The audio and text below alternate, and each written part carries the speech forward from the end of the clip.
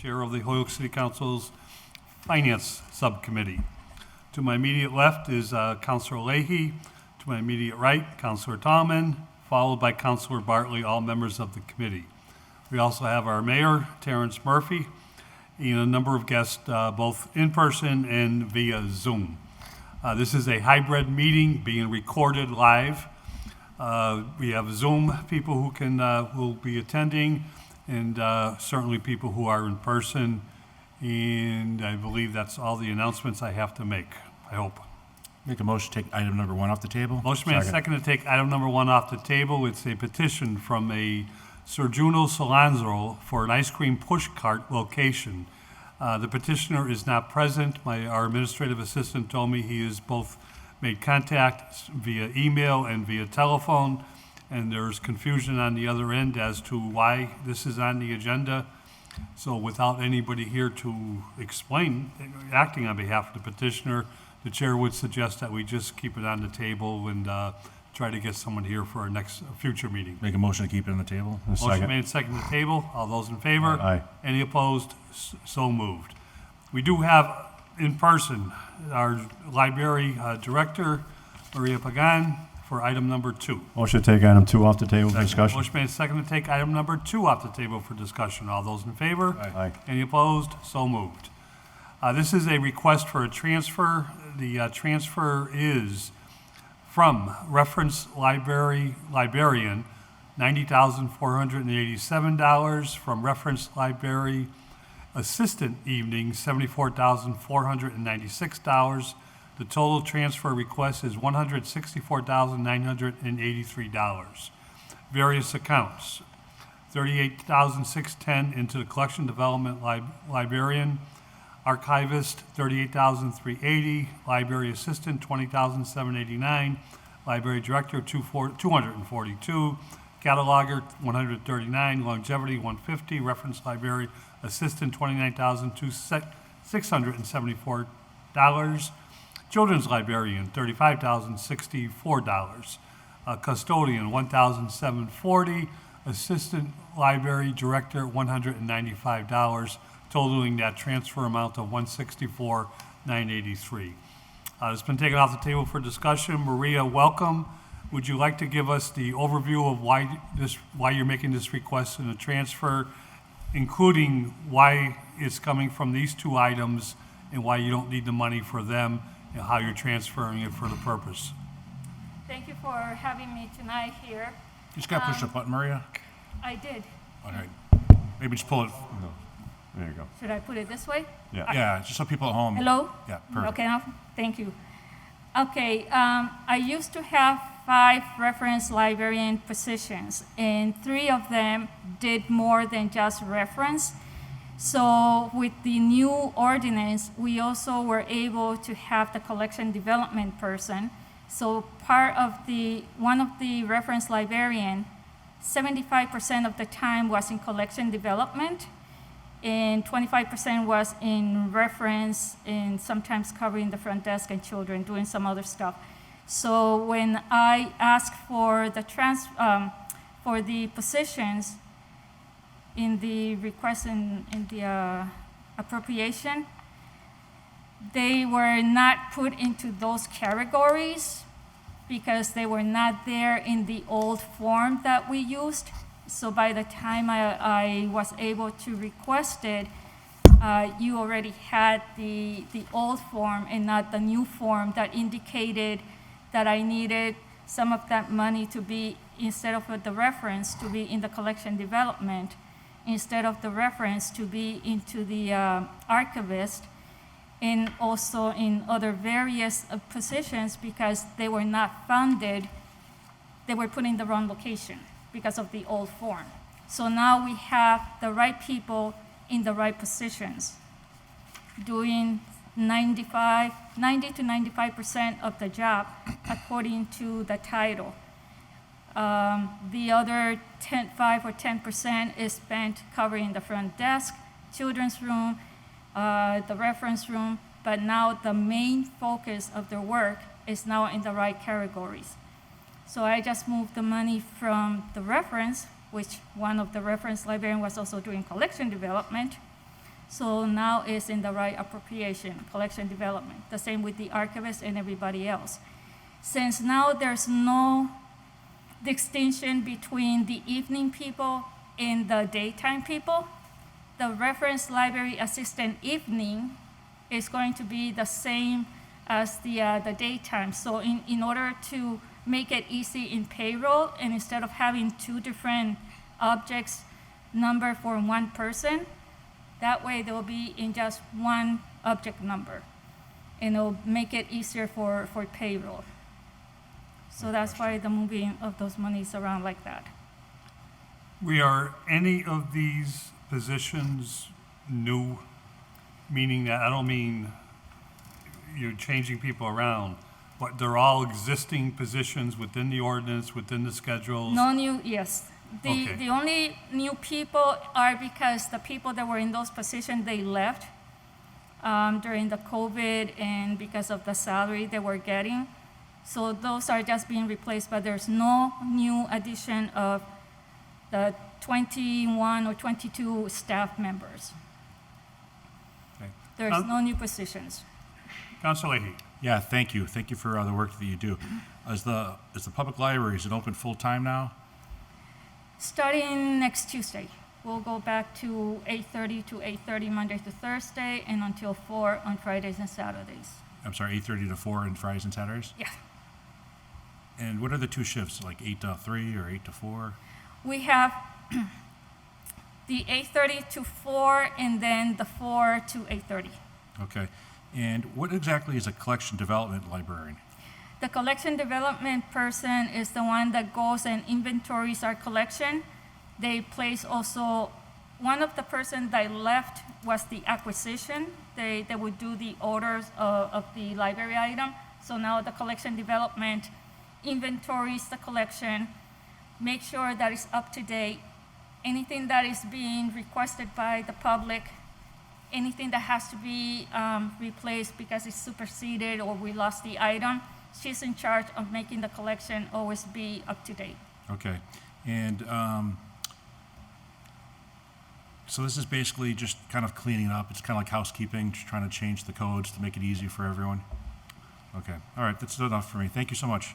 You're welcome. Mr. Mayor, you did sign off on the transfer. It is your budget. Is there anything you'd like to add to this? She's absolutely correct. When we first did the budget, we still had not passed the new classification schedule, so that had impact on this. And I know after that passed, we tried to figure out, but we had already sent the budget to print, and then the advice was to just come in with a transfer. It's the same amount of money. It's just the description. I will say that the collection development librarian is brand new to the budget, but it's not new people. It's just we're changing the title, if you will. But the pay is all the same. All those are based on the classification schedule. So, I mean, I think what Maria's done is just followed up, knowing that she had to come back in, and obviously we couldn't do it until we got into the fiscal year, so the first time she could do it was August 3rd. Mm-hmm. So, I know she tried to do it in June, but we couldn't do it before the fiscal year. If I could just ask, Mayor, just when you say new to the budget, it's an existing position that hasn't been budgeted for, or is it a brand-new position that needs an ordinance to follow up with it? It is not, and there is no Good night. item code for that in the budget, and I haven't seen one, so that I don't know. Okay, but if it wasn't funded for a couple of years, it wouldn't Yeah. be in the budget. Yeah. But there still could be an object Yes, code. that could be, That's- yes. Maria? And it's been reviewed by Tanya, so I'm Okay. pretty sure. As per the new schedule, they had a library technical service librarian. Technical service librarian is a department, so instead of being a technical service librarian, according to the new schedule, we just decided to change it to the correct title, which is collection development. So it wasn't there before, but with the new schedule, it did show up as a different title, and we just made it that it would be more in accord to what the title really is and what they do.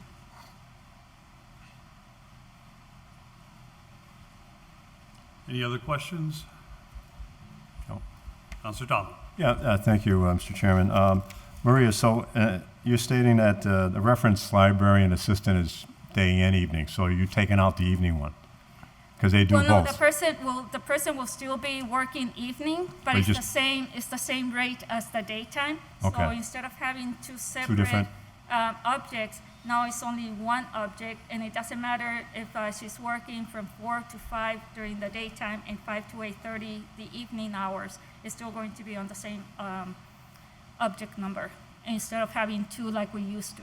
Okay, so there'll be assistant, but it won't be called the library assistant evening? Evening, exactly, will be just plain, And the pay is the same rate? yeah. Okay.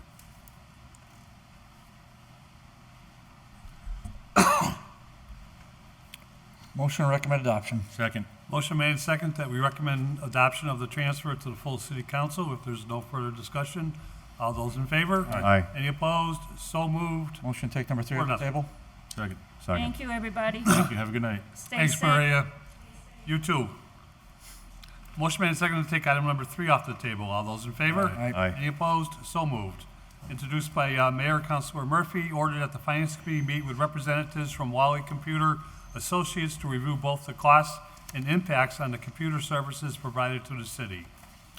Off the table for discussion, Mayor Murphy, would you like to open up as the maker of the order?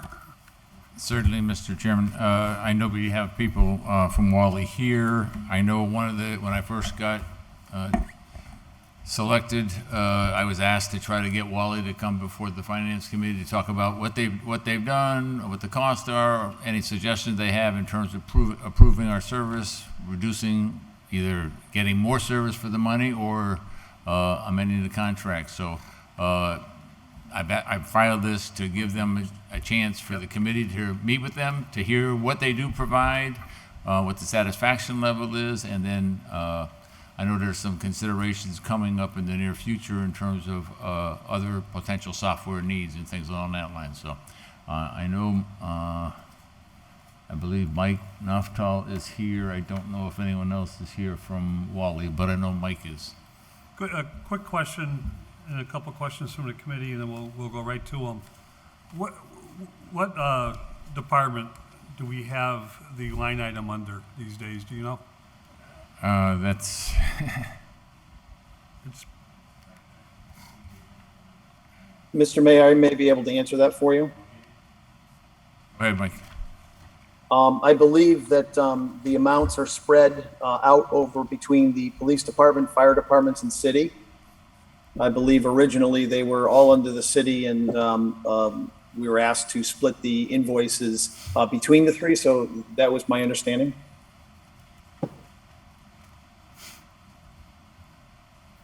I understand the police part, but the general services to the rest of the city, it used, or maybe it still does have its own budget, I'm sorry. I'm almost positive it does, Joe. I'm looking. Okay, for some reason I thought it went under procurement, but I couldn't find it. Okay, it's on page 10 of our budget book. Thank you, Mike. Sure. Is there any, Counselor Leahy? Yeah, thank you. Thank you for joining us. Some time ago, I asked, and I'm not sure if it got to you or not, but I asked for a copy of the contract that was signed, a signed contract, and as of date, I still haven't received it. What I did was, I got like an executive summary, but it didn't give dates and it didn't give the price. So if you could just do me a favor, and if you could email Jeffrey that, I'd greatly appreciate it. But while I have you here, can you just tell me exactly how long is the contract for and how much is it?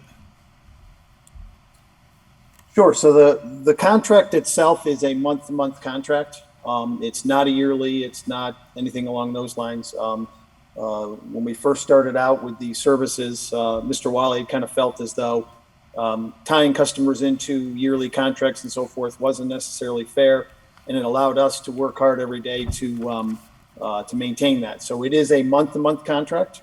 That contract can be terminated with 30 days written notice. And I will make sure that I get you a hard copy of the proposal and contract and everything. Okay, and how much is the contract for? The contract is $30,162 a month. I'm And- sorry, 30,162 Correct. per month, okay. Yep. And does that change with, does that ever go up or does it ever go down with, people coming in and servicing? Yeah, so that's stayed pretty static over the last 8 to 12 months. The way we look at it is it's a fixed monthly cost for the services that are provided.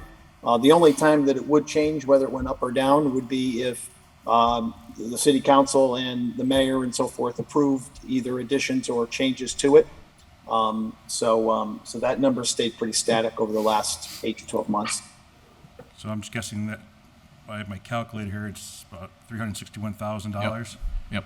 Mayor, do you know how much it was when we utilized the gas and electric? That I don't know. I know FY '20 it was 359, so it's gone up a little bit for FY '22, but a couple of thousand. I don't. All right, I don't so that's it for me. If you get a copy of the contract, that'd be great. Thank you, sir. Yes. Mike? For the record, can Yes. I have your full name and your title with Wally? Sure. Mike Noftal, and I am a senior account manager responsible for the city of Holyoke account. And could you spell that last name, please? Yep. NOF as in Frank, TALL. Just like it sounds. Correct. And who's with you? I have somebody that's going to be joining us. He had a engagement, and he's on his way back, so he should be joining us momentarily. No But his problem. name is Kevin Russell. Kevin is the director of the managed service department. Okay, Mayor Murphy, you all set? Yeah, I'm all set. Mike, do you want to just update us in a general overview of what Wally does for the city? I know you've been before us before, but we may have some new listeners in the audience. We do have a live audience, and we do have a broadcast audience that listens to us. So if you can just walk us through A to Z, but the mini micro version. Sure.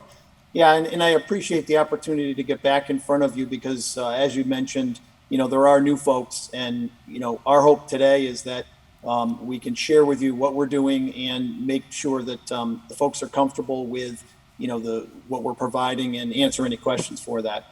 Managed service is made up of several things. First, we remotely monitor all devices, whether it's a computer, a server, any infrastructure and so forth, 24 hours a day, 7 days a week. And we respond to any issues, problems, potential attacks, anything along those lines. So we're watching the house 24 hours a day, 7 days a week on that. Included in that is antivirus, so making sure that the machines are covered and protected, and network security. We hear a lot about people breaking in and stealing data and those types of things. So we employ a variety of tools that's included with the service that keeps an eye on what's going on and alerts us to issues and problems that my team can react to, again, 24 hours a day, 7 days a week. In addition to that, we have a staff that's staffed on site from 6 a.m. to 7 p.m. Eastern Standard Time. And those folks can take phone calls from any of your users yourselves that may have issues with your computers or questions or things along those lines. We also have the ability for you to simply send an email to support@wca.com. That generates a ticket, and the team picks that up. We have I believe it's a 60-minute callback for basically any time, whether it's a phone call or an email sent in or anything along those lines. And we're able to help the folks. In addition to the service I just mentioned, the city also employs a couple of folks from Wally Computer that are on site. We feel as though, and sometimes folks will argue with the stat, but we think about 90% of the issues that the cities and customers typically have can be taken care of remotely with tools that we have to remote in and take a look at machines. But on occasion, there are needs to have folks on site that can respond immediately. And there are two folks. I I know that my colleague is trying to dial in now, but I believe we have somebody that's on site either 5 or 6 days a week at the police department. He's part of their staff, and he primarily resides there. But if there is an issue within the city, Council on Aging, or any other department that needs somebody to go, while he's on site, he actually can head over there and take care of that. And then we also have a person within the city, I believe 1 day a week, that would be available to all the other departments on that 1 day a week. With that said, Kevin just joined us. So as I mentioned before, Kevin Russell is our Director of Professional Services for the Managed Service Department. And Kevin, we were just going over a bit some of the services that we offer. Thank you. Sorry, I apologize everybody for my tardiness.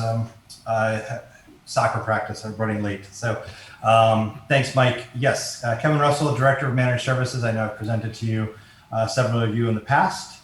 Thank you for letting us come in this evening and present and answer any questions that you may have. So I'll start off by sharing my screen of something we've gotten ready for everybody today. Oh, it looks like I'm not able to share. Is that something that the host may be able to? Hang on one second, allow Kevin. me to do? Thank you. You should So be Kevin, while we wait for them to hand the baton to you, I was just describing the both remote services that we provide as well as the on-site folks. Can you clarify for us the folks that are on-site and the number of days a week? Absolutely. So we have representatives in the city of Holyoke every day, 5 days a week. So, and there is 1 day a week that is rotating. So we have 2 engineers inside the city of Holyoke. Primarily Mark Goldish is at the police department 5 days a week. And, the reason for that is when we first started this engagement, the chief of police and the other IT officers at the police have made the request of the Mayor Morse at the time, that someone needed to be on site there. They had a lot of movements, a lot of different things that they needed. And they were really looking for the opportunity to take 2 of their officers away from more of the IT-based services and move them more back into being police officers and doing police duties rather than general technical support. So the chief and Mayor Morse worked together and were to arrange that. So Mark is really homed out of the police station 5 days a week. We have another engineer who kind of rotates in different days of the week to go in as needed to the other departments. So fire department, DPW, Wisteria Hearst, Council on Aging, and Main City Hall. But Mark isn't glued to the police department, not by any means. And it happens, pretty much on a weekly basis, where there will be a need for some kind of physical response or something. We'll call Mark. We'll get him to leave the police department and go visit one of the other locations. If that happens to be a day where the other engineer, normally it's Zach, and I know most of you are familiar with Zach Tobin, when he's not in the building. So I tend to talk a lot. I think I've told you folks that before, so I'm You're fine, Kevin. Thanks. Take questions and let me know what you need from there, right? So I think we're good about the police department, and we understand from the chief and our new chief, the importance of the work you do with the police department. Actually, we were working with the police department before the city entered into an agreement with you to do the entire city. And we did put all this into one budget for, Mayor Murphy, for purposes of, accountability, and the budget's more or less, we brought over, you cut the police department a little bit, but you brought $100,000 over from the police, and looks like we're running about even for the last 2 years, minus some training and stuff that we took out. Are there any questions for Kevin, or shall we proceed? Let's proceed. Kevin, is there more that you said you wanted to share, or? Absolutely. And I know there's been questions, some ideas from the council as to what are the levels and different levels of services that Wally does provide as part of this agreement. So Mike and I did take some time preparing for this and put some notes together. And that's what I'd like to take the opportunity to share on my screen right now with everybody. And just go over it. And again, like I was mentioning, I do talk. So if there's any questions or anything to say that sparks a question in any way, please just interrupt, and I'm happy to answer and expand on anything I may have said. So, we put in the top list of this cybersecurity monitoring. Cybersecurity is top of the question these days for anybody who has to deal with IT in any kind of home, personal, or work environment, which is just everybody in the world these days. So Wally takes a very big stance on cybersecurity, and as do we for the city. We look for active monitoring, signs of ransomware. I know that's a big word in the industry, and I'm sure many of you see the news headlines on a week-to-week basis, almost getting to daily basis now, where some new security vulnerability has been discovered in some major software, and a major update has to be released. Wally takes full control and responsibility for all of that, for all parts, and any of those that take place or that the city may use, whether that be the fire department, the police department, DPW, any of the departments that Wally does handle for you. So, remote support call center. We have a full, active call center. It is active 24/7. Our active hours where we have a Wally engineer answering the call is Monday through Friday from 6 a.m. to 7 p.m. At the end of the month of September, we're actually going to be expanding that till 9 p.m. Outside of those hours, we always have at least 3 engineers on call waiting to be able to help respond to any emergency alerts that come out, outages, any kind of cyber events that we're monitoring for, or if one of the end users has that report that they have to generate or work on to present the next day, or for some reason if something's happening, well, that's an emergency to us, and we're a simple phone call or email away to be able to do that. And that is 24 hours, 7 days a week, 365 days a year. So, and I do have, can answer some questions on the number of tickets and the responses and how quickly Wally responds back to those on average based over the past year. So if anybody has any questions on that. Incident and project on-site staffing. I know we talked a little bit about the on-site staffing already. Again, essentially 48 hours a week. We have an engineer, again, 5 days a week for one engineer, but one rotating day a week, two physical bodies inside the city, roaming around, making sure everybody's being able to handle. One of the reasons for that and not being more of an on-site premise is because of that remote call center. Our statistics are 97% of all issues that we take in are able to be handled and resolved remotely without having to have somebody physically come and sit at that computer. We have direct remote access into all of the users' computers. So when that person does have an issue, they call us, we're immediately able to do that remote access into the machine. We'll look at the exact same screen they're looking at, have them reproduce the error and help them get a resolution. And that helps lead to a much faster overall, completion of whatever that is, letting them getting back to be productive of their jobs. So talking about, a little bit of our hours, things I'll say, I'll bring in a couple of these different boxes.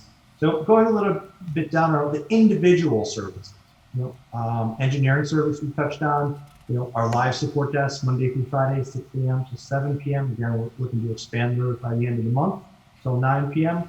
24 hours urgent support. Antivirus, we put, our antivirus, or what's considered these days next generation threat protection on computers. And we have multiple different tools that we provide to the city to make sure that there's multiple different layers of protection on the computers. 24/7 alerting and monitoring of all city systems.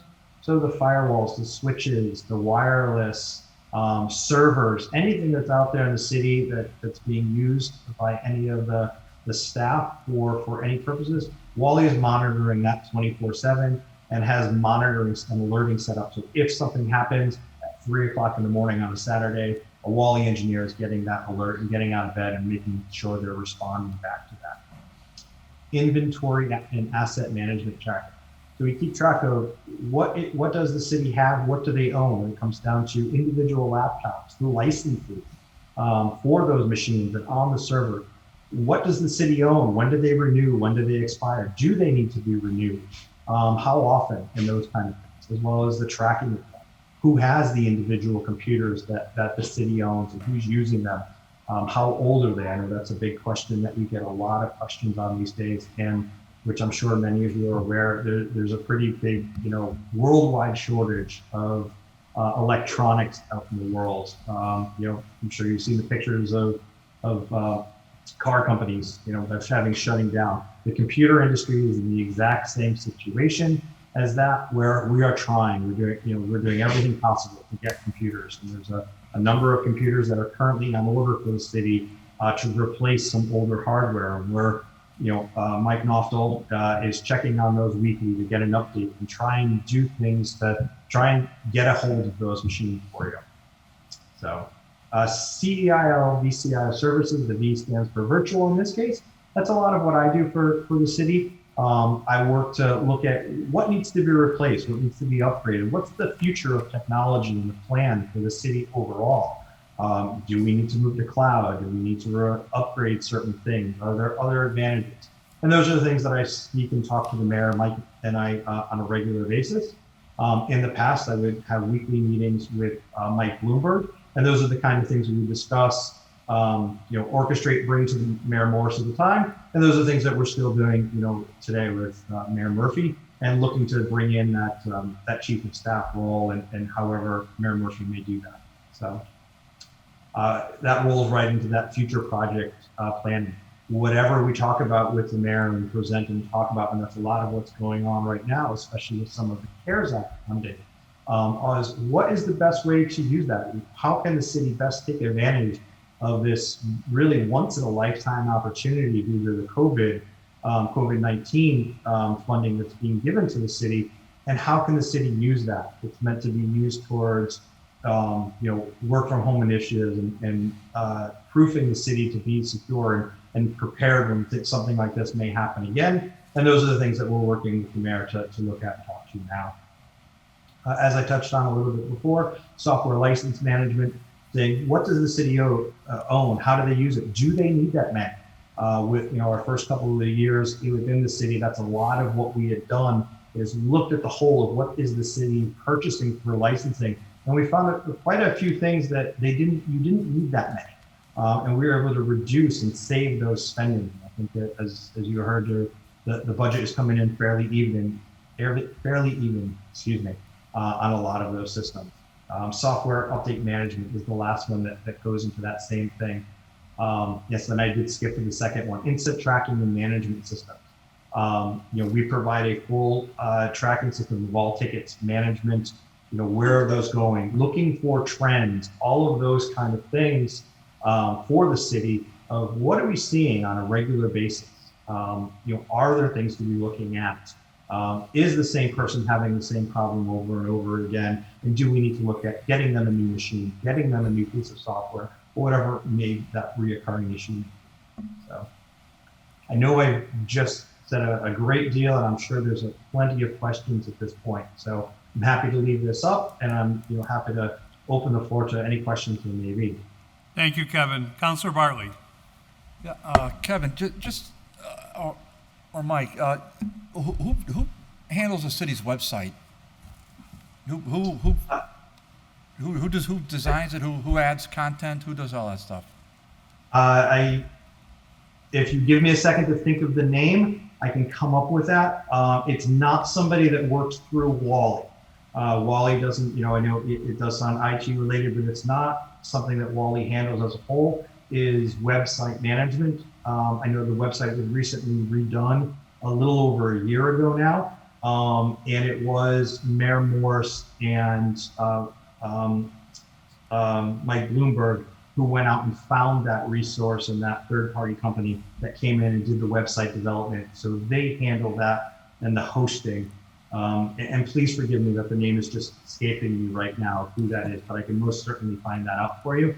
I wasn't doing for yeah, it's okay. But so just part of my ignorance, but you don't, Wally doesn't work with the website hosting company on a regular basis? Because I would think that you might, but I'm just kind of curious as to, I mean, it's because one of the things, we're talking about security and we're talking about, so I mean, how about, so for HPD's website, do you work with their website at all? No, we don't work with their Okay. website developer and designer either. I know those are two separate companies that handle that, and they work right with directly with the mayor's office to develop content of what's being presented on the office. And I know the mayor's office has direct access into that portal page, so that new events and new updates to the city's website can be done right through them. And and both of those companies, they take the responsibility of the hosting, which provides the security around that website, making sure that bad actors aren't getting advantage of that website and putting up false content or doing anything like that. Right, so Wally doesn't provide the security for either one of the websites, for either the cities or HPDs? No, those are all part of the agreement that you would have, that the city has with those two vendors for the website. Right, so Acting Mayor Murphy, so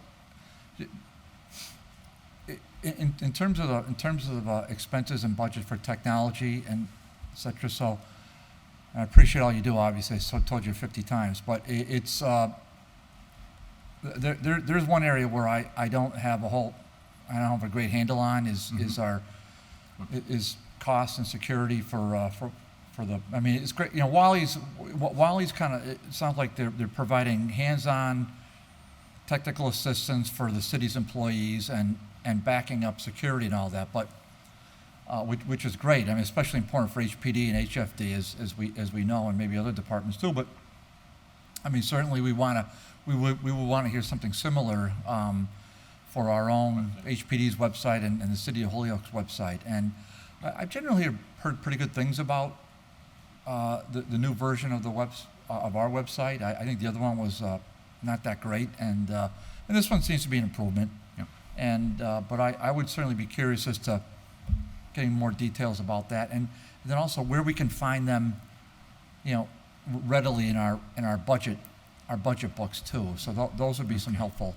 I'm going to have to research the second question because this is the first time I was aware that, because I was thinking Wally was overseeing everything.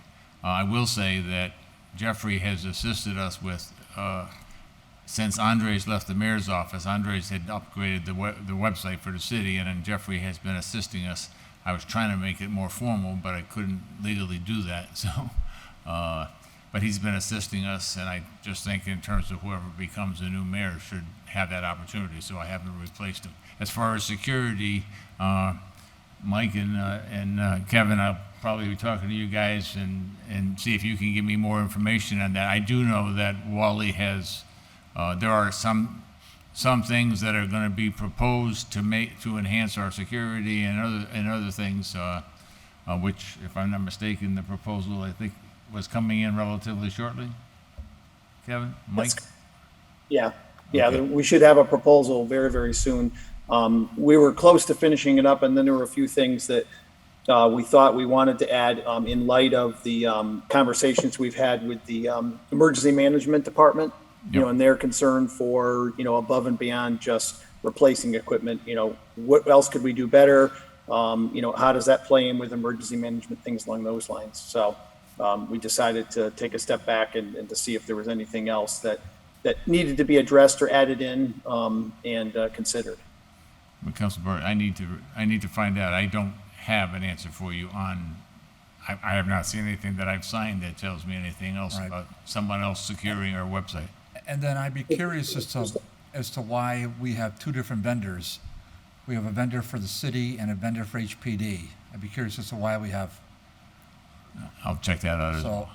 So that would be Kevin, something maybe we could know? get just a communication on, if you would. Thank you. Councilor Bartley, I don't want to talk out of turn, Mr. Mayor, but obviously you don't have a deputy mayor, as Mayor Morse had, and you've lost Andres, who was a very talented young man, to the city. Yep. But I think a lot of the improvements that Councilor Bartley has mentioned and many of us have seen are from the person who's sitting behind us. Yeah. And I know Jeffrey Anderson Burgos is talented in this area, and I think we can negotiate that with the mayor as to how we might make him the go-to person officially for the city, because he's tremendous. I did try to But do I'm that. talking about compensation. Yeah, no, I did try to do that, and I was told there was some difficulty in doing that. So, Who told you that? City council's all in favor. well, I was all in favor, but from Jeffrey, Jeffrey's got a comment. I think he did. Jeff? Do I have permission to speak, or? Yeah, absolutely, yes. We're opened up for people to talk. So there were a couple of ways that they were trying to do it. One was an attempt to offer extra funding in the way that the city clerk is through the city council's line item, but there were some state ethical issues because the work would have to come outside of my regular work hours, and there's just no way that that could be possible. On top of that, the work would have to be, the role would have to be offered publicly as part of that process. So the only way around it would be to change the ordinance where my job description is changed and change the salary accordingly. That's all right. May I provide a couple answers to some of the questions? I guess I can unraise my hand. So I did look up Proud City is the name of the vendor that does the website design. Kevin, could you say that again, please? I'm having trouble. Proud City, P-R-U-D, City. Okay. I believe they are a Holyoke-based company. That's one of the reasons that they were chosen. And it looks like the 2021 budget for them was $6,000. I'm unable to answer if that is the reoccurring base for the new year, or if that $6,000 was the cost that included the redesign from last year. That's not an answer that I readily have available. I do apologize. So. And then, Counselor, to answer your question on why the police department has a different website vendor than the city, and that's because of the website post and some of the design and those things are provided through grants from the federal government for CJIS and the state police, I believe. So is my understanding from talking to the officers of the police department. Thank you, Kevin. Just so everybody knows, this new format arrangement, the volume is turned down on our two screens so as not to drown out people who are sitting closer to it, but I think you're having no problem over there, Mayor? Okay. So Scott, if you want, you can go up 1 decibel, but we're just having trouble, I think, over the air conditioning unit, hearing some of what Kevin and speakers on Zoom are saying. Councilor Tallman. Yeah. Thank you, Kevin, for coming and explaining to us. I think this is something that the city's been waiting to hear, especially the council has been waiting to hear about the work you've been doing.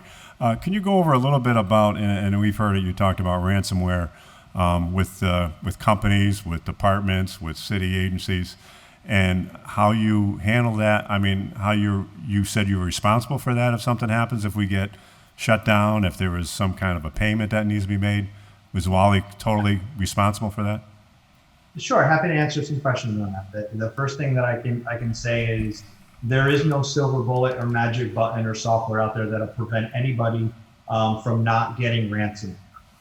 If that were, ransomware wouldn't be the issue that it is today. It's by far the number one virus or attack that's being out there in the world. So the answer, usually the comment that is made is it's a matter of when and not if.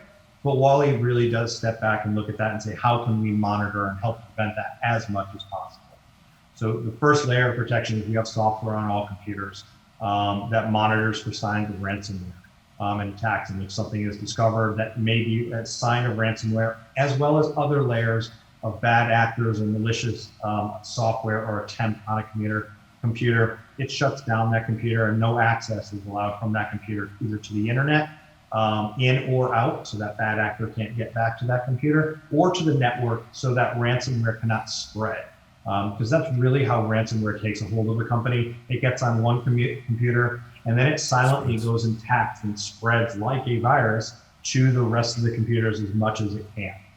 That's part of one of the things that Wally does is on top of ransomware, other cybersecurity type events and keeping up to date. We have people on the team that's their job and responsibility to look for that and how can we prevent those kind of things. To answer the overall question that if the city were to get ransomware, Wally would not be the ones covering the paying back of any ransom that would be paid. I'm currently working with the city and people within the city to get cyber security insurance covered that would cover paying ransoms as well as any loss of productivity from the city. So if there was services or loss, or the first one is if an event were to be planned or the city needed to shut down and do any kind of maintenance or repairs that would be costly to the city, cyber insurance would cover those kind of things. So that's how that would be protected.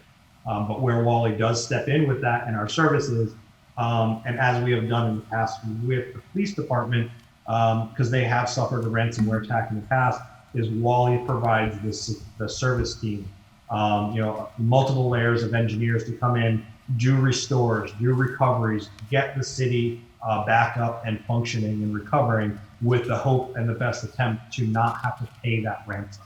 And that is one of the projects that we are talking about on developing is updating and modernizing the backup solution that the city uses that is much more robust and state of the art, so that if an attack or something, or a disaster in any way were to happen, we can get the city back up and recovery and back into production in a much faster way than the current backup system will allow. Okay, thank you, Kevin. I appreciate that. Absolutely. Mayor Murphy. Yeah, just a couple of things. First of all, since I've been in the mayor's position, we've met, I believe, 3 or 4 times. We have a meeting once a month to try to go over any of the issues. I will say I've heard good response when we have a ticket request. They usually do get responded to very quickly and get resolved. The only exception to that has been when we have had issues with Munis, I know there have been difficulties trying to get that. So, that's something we're trying to figure out.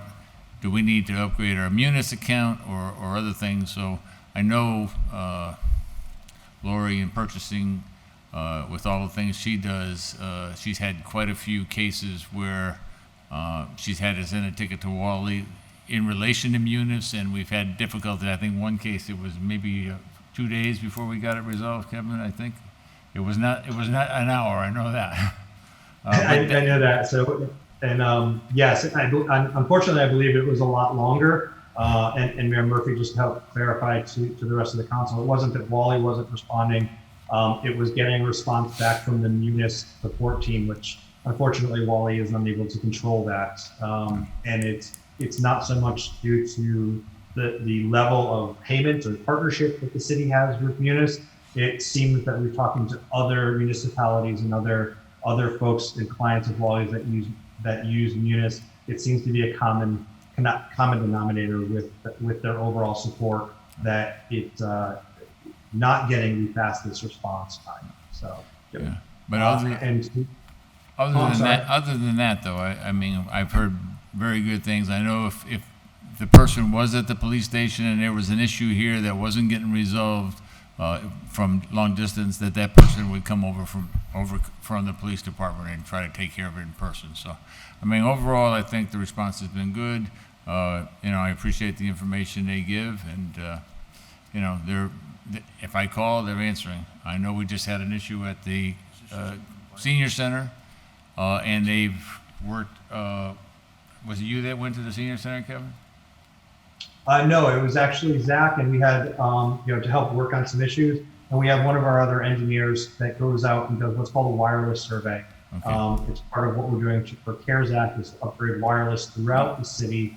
And we've been going around with some devices doing scan of understanding all of the buildings in the city, where needs wireless, and where to put those wireless devices to make sure that we're getting the maximum coverage. So the senior center was having some issues, and because they've got more people using their services now online, that and it got, I believe somebody was there within 48 hours trying to come up with a solution. So, as far as that, they've been very responsive.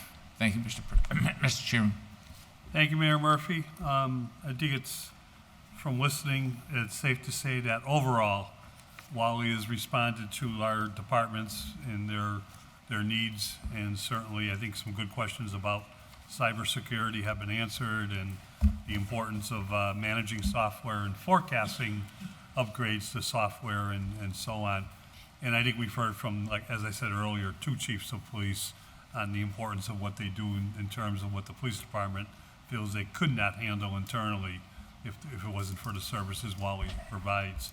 And I know we're looking for upgrades in that area for data and statistics that we not only we need, but the population of overall population needs too. So is there any further discussion or any further questions? Make a motion, it's been complied with. Second. Motion made and second that this order has now been complied with. Is there any discussion? All those in favor? Aye. Any opposed? So moved. Thank you, gentlemen. Appreciate your attendance and good work, and maybe we'll see you in a year or two. It doesn't need to be that long. We're happy to come in and answer any questions anytime you gentlemen need. So, and ladies, I apologize. I'm sorry. Thanks, Kevin. Thank you. Take care. I make a motion to take item number 4 off the table. Motion made and seconded to take item number 4 off the table. Any discussion? All those in favor? Aye. Any opposed? So moved. This is a request for a transfer, actually, it's a request to pay services rendered in fiscal year 2021 from dollars appropriated in fiscal year 2022. The request is for $197,000, $927.69, and that was to authorize these dollar amounts for bills that should have been paid in fiscal 2021. We've invited our DPW superintendent. A lot of these invoices are connected to various municipal buildings and municipal services that come under the DPW's umbrella. And we've invited our auditor in to answer any questions on this request.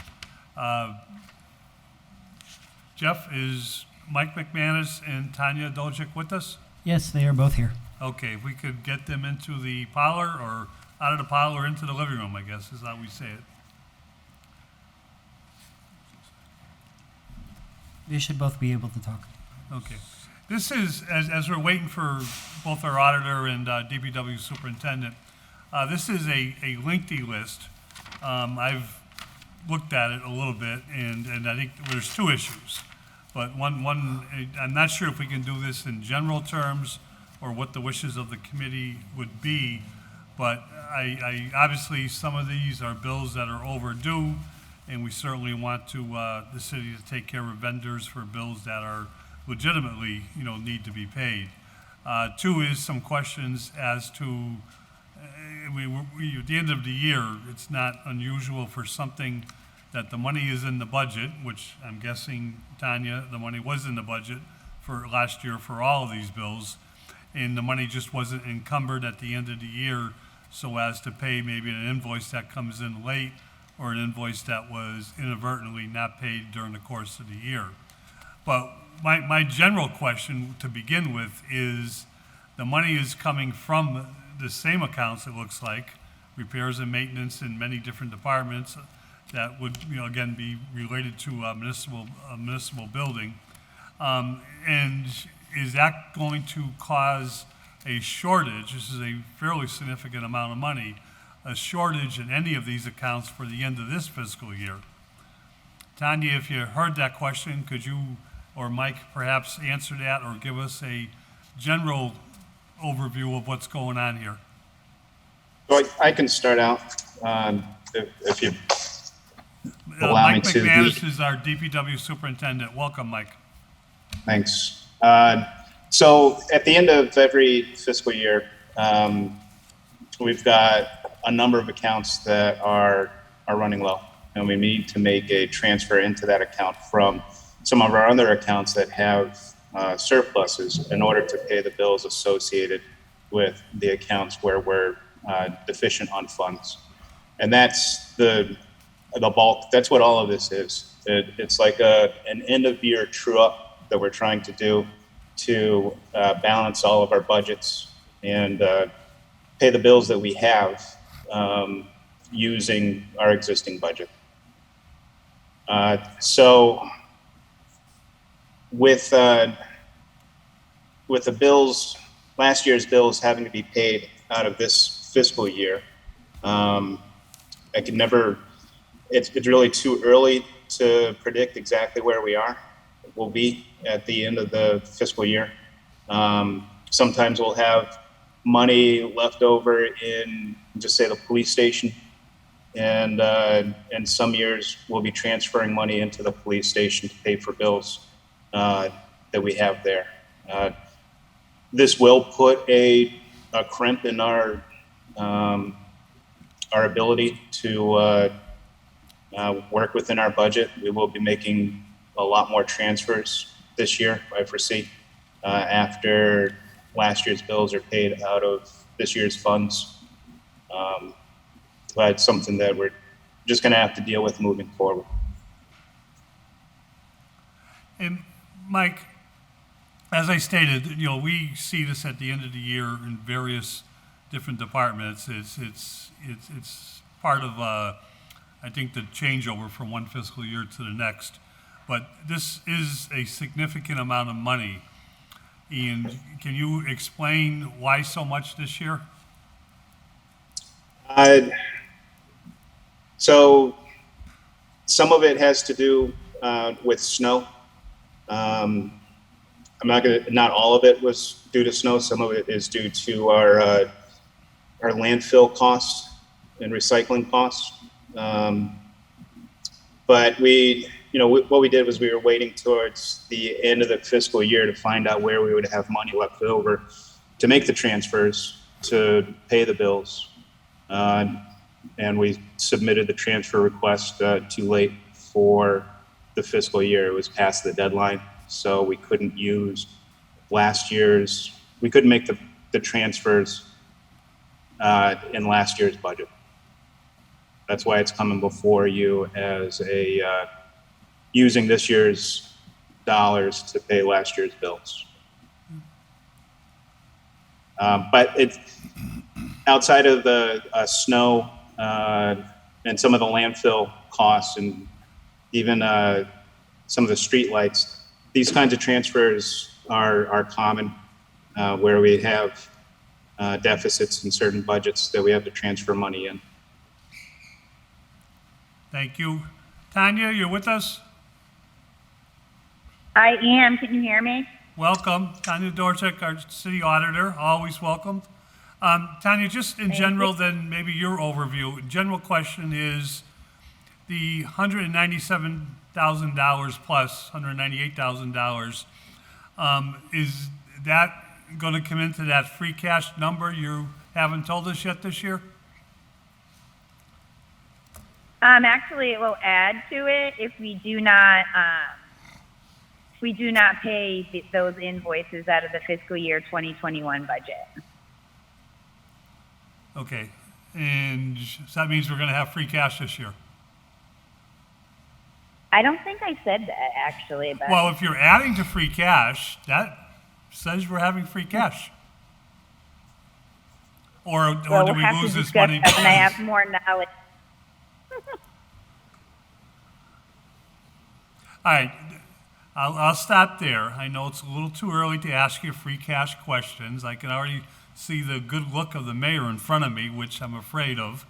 But in general, can you give us an overview of, have your office reviewed these invoices and they're real invoices that need to be paid? Yes, we've reviewed them. And I reviewed the transfers as well. So he does have some money in some of those lines that I'll bring forward to pay some of the invoices, but the amount of the request is for what the actual transfers encompass. Do the invoices total the whole transfer, or is it rearranging money already? The invoices don't cover all of the transfers because there is some money in some of those lines. Gotcha. So the Right. total is the transfer, but not the total of the invoices, if that Okay, makes but we're still, invoices from last year still need the city council approval for this year's monies, even if the money's there. It's not just. Absolutely. Okay, so we're doing that when if the city council adopts this request, we're allowing this year's money to be used for last year's invoices and bills. Correct. I'm trying to be the devil's advocate and then I want to see if the committee has any questions, but I'm just trying to anticipate questions from the city council. Is there any discussion from the committee? Councilor Tallman? Yeah, thanks, thanks Tanya and Mike. I'm just trying to put this in honest terms, that the money that you would have transferred us different accounts, if you got it in before June or whatever, before the end of the fiscal year, that this wouldn't be happening right now. That's correct. But since it is, you're taking money from this year, so you may be hurting in certain departments till the end of this fiscal year. That's also correct. Okay. And this money isn't coming from not the general fund then, and it's coming from all these different departments that you would have transferred from, money that left over, that if it wasn't transferred in, it would have been, sent back to the city in the general fund? If you had leftover money? No. Well, yes, any leftover money would have been sent back to the general fund at the end of the fiscal year, but this money would have covered the bills that would need to be paid, in addition to the funds that were already in the budgets. But I think at the end of the fiscal year, DPW would have been sending money back to the general fund, regardless. I know we are with the labor side. Right. So, but I mean, as the chairman stated, we do this often, but for small amounts that bills come in late that we pay. But this is quite an amount, almost $200,000, which is, highly unusual since I've been on this council to ever see this amount. So was some of this stuff just the bills came in late, and some of it was just maybe overlooked, or overall? No. Some of the bills came in at the end of the fiscal year, like the energy bills. Right. Some of them came in earlier, like the snow-related services bills, the trash bills, recycling. Those all came in at the end of the fiscal year. And other ones, it was a way of the timing of our attempt to balance our budgets was late. Okay. All right, thank you. I just wanted to get a better understanding of it. Thank you. Councilor Mayor Murphy? Yeah, thank you. And let me say, I mean, I've met with Mike, and we went over this, and clearly, and he has already recognized that we need to make sure that we're taking care of invoices in a timely manner, and that's really where it kind of fell through.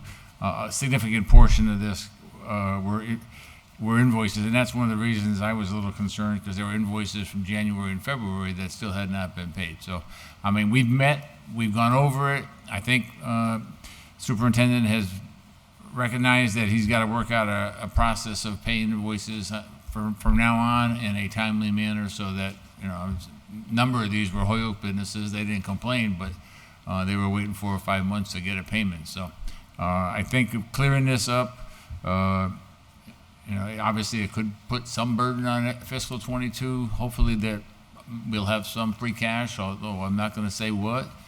But I think this is a lesson learned, and let's move forward and try to make sure that it doesn't happen again.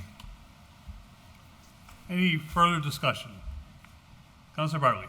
Yeah, right. So when I see next year's budget, well, let me caution that. If I'm involved with a vote on next year's budget, I'm just going to direct the mayor, I know I'm going to see salary adjustments for the department heads. I know I'm going to see it.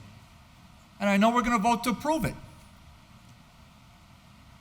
So I want you to think hard about that going forward. You make a mistake like this when you don't pay bills, it's got to fall on somebody.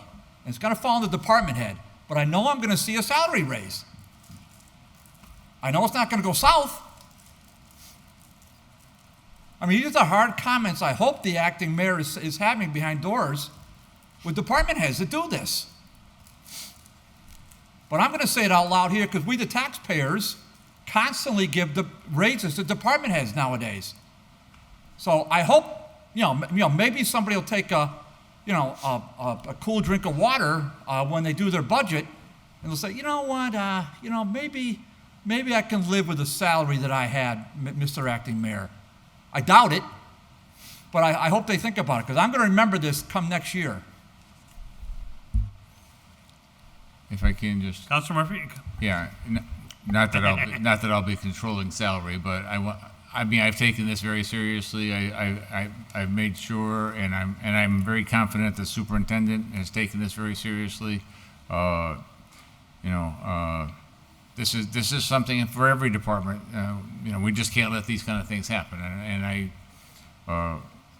wholeheartedly agree that there's got to be accountability. I do think we've tried to make that accountability there. I think the superintendent has accepted the responsibility, and I honestly believe that while he's there, this will never happen again. And if it does, then there's got to be serious consequences. And I think he accepts that. Is there any further discussion? Just a point of order to the chair. Councilor Barley? Joe, I don't think we have a choice in this, do we? I mean, Oh, really? what choice do we have, right? We're between a rock and a hard place. There are Yeah. bills that are owed. We want our vendors to get paid. And we don't know the free cash situation. I hope we haven't lost, the amount of money that could have been spent last year on these bills with other deficits that could reduce that free cash. But I agree. I think we have to pay the bills. Motion to recommend approval. Second. Motion made and second to recommend the approval. Councilor Leahy? Yeah, just very quickly, for the last, for ever long, I can't remember when I first started talking about this, I think back in 19 or 2000. How much of a refund did we get last winter for, salt with high moisture? It's about $5,000. 5,000? Is that what you said? Yeah. Yes. Okay. What does it average each year? It depends on how much salt we have to buy. This year, the salt was drier than previous years. And we sample every single truckload that comes in, measure the water content, and determine if there is an exceedance, what the cost of that exceedance is. Thank you. Motion on the floor is to recommend adoption of the transfer to pay last year's bills with appropriated dollars from this year's budget.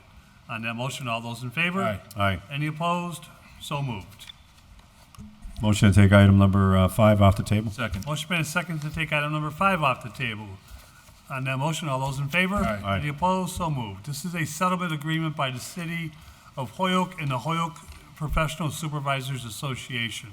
Under discussion, we've invited the president of the association, which I believe is currently Jeff Urquhart, certainly the assistant who has been with us before, assistant vice president, or whatever the title is, Damian Cody, if he's here, Jeff or Damian, and a representative from the law department. And of course, Mayor Murphy, you did not negotiate this contract. I believe, if my memory serves me correct, this was negotiated prior to you taking over? I was involved a little bit. Okay, so maybe you can answer some questions. Ask you a question? Yep. Will we have the full contract before us, before we vote on this? Okay. We have in front of us a MOU, which is the settlement agreement that changes the full contract. In the past, we've requested that MOUs are more or less what we vote on. What we're actually voting on is any impact on the budget. There's a little bit to explain about the appropriations for this particular MOU. But in the past, Councilor Leahy is correct that we've always asked that these agreements be accompanied by the actual contract so we can compare notes. Is the Law Department represented tonight, Jeff? Yeah, Lisa's here. Yes, Lisa's here. Okay. Lisa, can you answer Councilor Leahy's question in general about what the actual contract this group is working with, if it's available? I can certainly get you the contract. I mean, I do have a copy of it. Yeah, I mean, I can send that out to everybody tomorrow. Thank you. And this contract represents a 2% increase, more or less I would call that a cost of living increase for a number of the members of this association. If I remember correctly, Mayor Murphy, I know you can answer this, that this appropriation was incorporated in your budget, anticipating the city council's approval of the Yes. 2% increase. But there are other things in the contract that I think just need to be talked about. There's an added position of chief official wires to making that a grade 10. There's an added position of national service officer to grade 8, and a move the assistant building commissioner from grade 9 to grade 10. And I believe with your approval because of additional responsibilities. And, these are something that negotiating associations, but negotiating bodies can do with the mayor, subject to approval by the city council's appropriation. So I just think, and before we start asking Mayor Murphy or our city solicitor to weigh in, do we have a member from the association representing them, Jeff, with us? Damien is here. Okay. Damien, welcome. And certainly you've been before us before, and I think you know how to anticipate our questions and explain any of the changes within the MOU. So with that in mind, Mayor Murphy or Lisa, would you like to just quickly give us an idea of these added positions? I'm actually going to let Damien address that. This was negotiated before I was there, and it was done with Attorney Dupree, who is our collective bargaining attorney. I don't have any information. I think I don't want to say it's complicated, but it has a history, according to Mr. Cody. So I think maybe he would be in the best position to explain what those additional job responsibilities are for those positions. Thank you. Damien Cody is our building inspector, but Damien is also Damien, what is your title with the association these days? You got it right, the assistant president, vice president. Thank you. So Jeff always has events on Monday night, so somehow when you have a meeting, I always end up coming to these. Well, we appreciate you, and we know both of you are more than capable of answering questions and letting us know what's going on. So, Damien, could you just explain these grade level changes in additional positions? Sure, I'll try my best, and I'm going to look over at my other screen because that's where my document is. But like I explained to Lisa, that these, I don't know why they're in this agreement, because these are actually from the last contract. I think with the mix-up of the law department, so many people coming and going, and now a new attorney from a third-party attorney, they threw these in for this one-year contract, but these have already been approved and funding appropriated years ago. So I'm not sure in specifically the additional positions, Chief Inspector of Wires, National Service Officer was never filled. So that didn't have any funding, but the Chief Official of Wires was done that way. And the Assistant Building Commissioner was a change in job duties again years ago that I remember going to the council, it was appropriated and approved. But because it's not, it was probably the first year of that three-year contract about 4 years ago. Maybe that's why they're adding it in here to add it to the new contract. That's a possibility, and actually going back to Councilor Leahy's request, that's an argument as to why we should have that full contract in front of us. But that's something we can work with. I seen the budget, the chief inspector of wires is there, and it looks like the assistant building commissioners, increase was both last year and in this year's budget. The national service officer, is that your budget or another budget? Veterans. Veterans, and that's That one of was those, one that, if you recall, they attempted to change positions in last year's budget. That position was established at that time, Okay. but we did not fund it. so is this adding it to the budget? Not the appropriation? No, just it's still there. It's been there since last year. There's been no money appropriated to that position. Okay. There's no one hired for that. But I think when the city council cut the money, they were just, I don't remember exactly even how I voted, but when the city council majority cut the money, the message was, we don't, at this time, don't want to create that position. Although Jesus made a good argument as to why. I'm going a little bit by memory.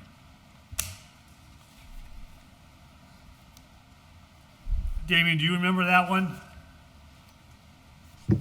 I do, and really the way it works is, for all the unions in the city, and I don't want to speak for all, the general rule is a position is if it's in the the collective bargaining unit, in our case, professionals and supervisors. So that position was something that was agreed upon and understood that would have to fall on the Professionals and Supervisors Association. And of course, if you never fund it, it never gets filled. It's just, if it ever does get filled, it will be in the professional supervisors. So I think how you described it was accurate. Councilor Leahy? Yeah, thank you. Thank you guys for showing up tonight. I just had a question. What local do you belong to? What, do you guys pay union dues, or how does that work?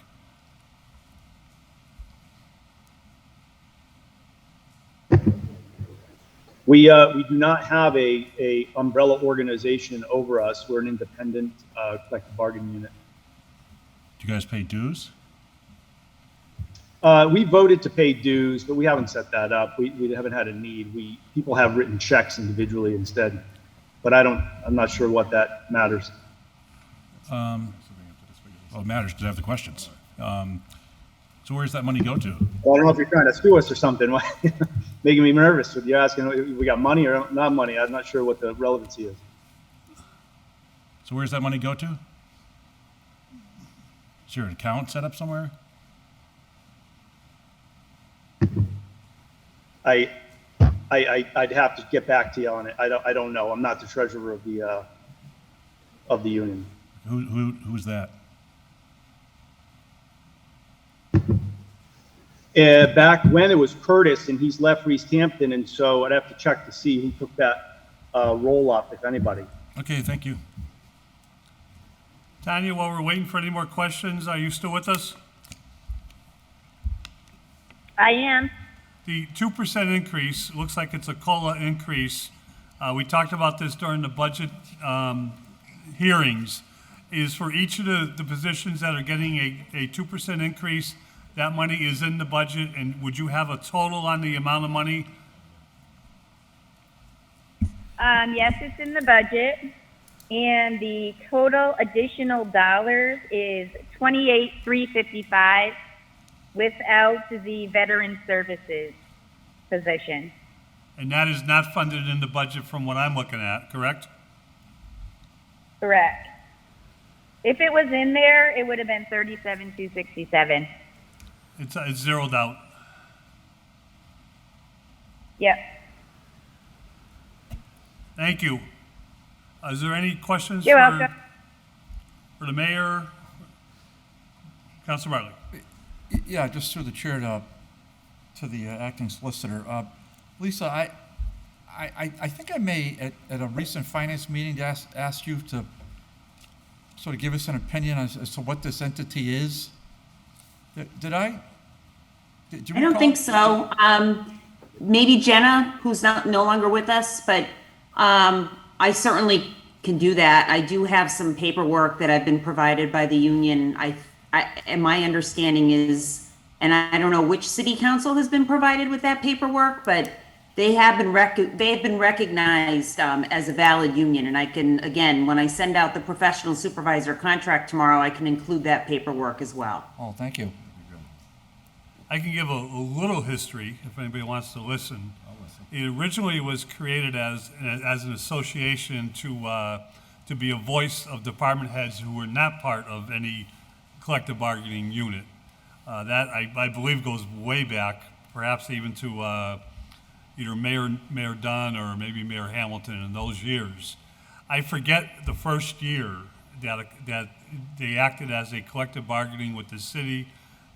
At the time, whichever mayor it was, recognized that, agreed to an MOU which gave some increases in salary, and the city council questioned vigorously how they became a collective bargaining unit for several members of the association. But subsequently, the city council agreed to the MOU, and the transfers were made, and they've been, maybe this might be Damien, maybe the fourth or fifth time an MOU has been put before us in terms of increases, COLA, other similar, increase, change in jobs, change in descriptions, change in grades, and so forth.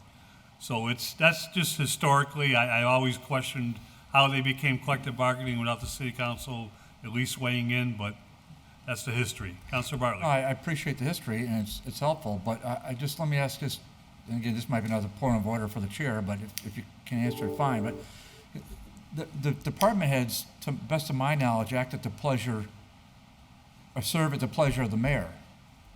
I mean, does this MOU provide some kind of a union job security? I mean, for example, because we're going to have a transition sooner, very soon, in middle of November, end of November.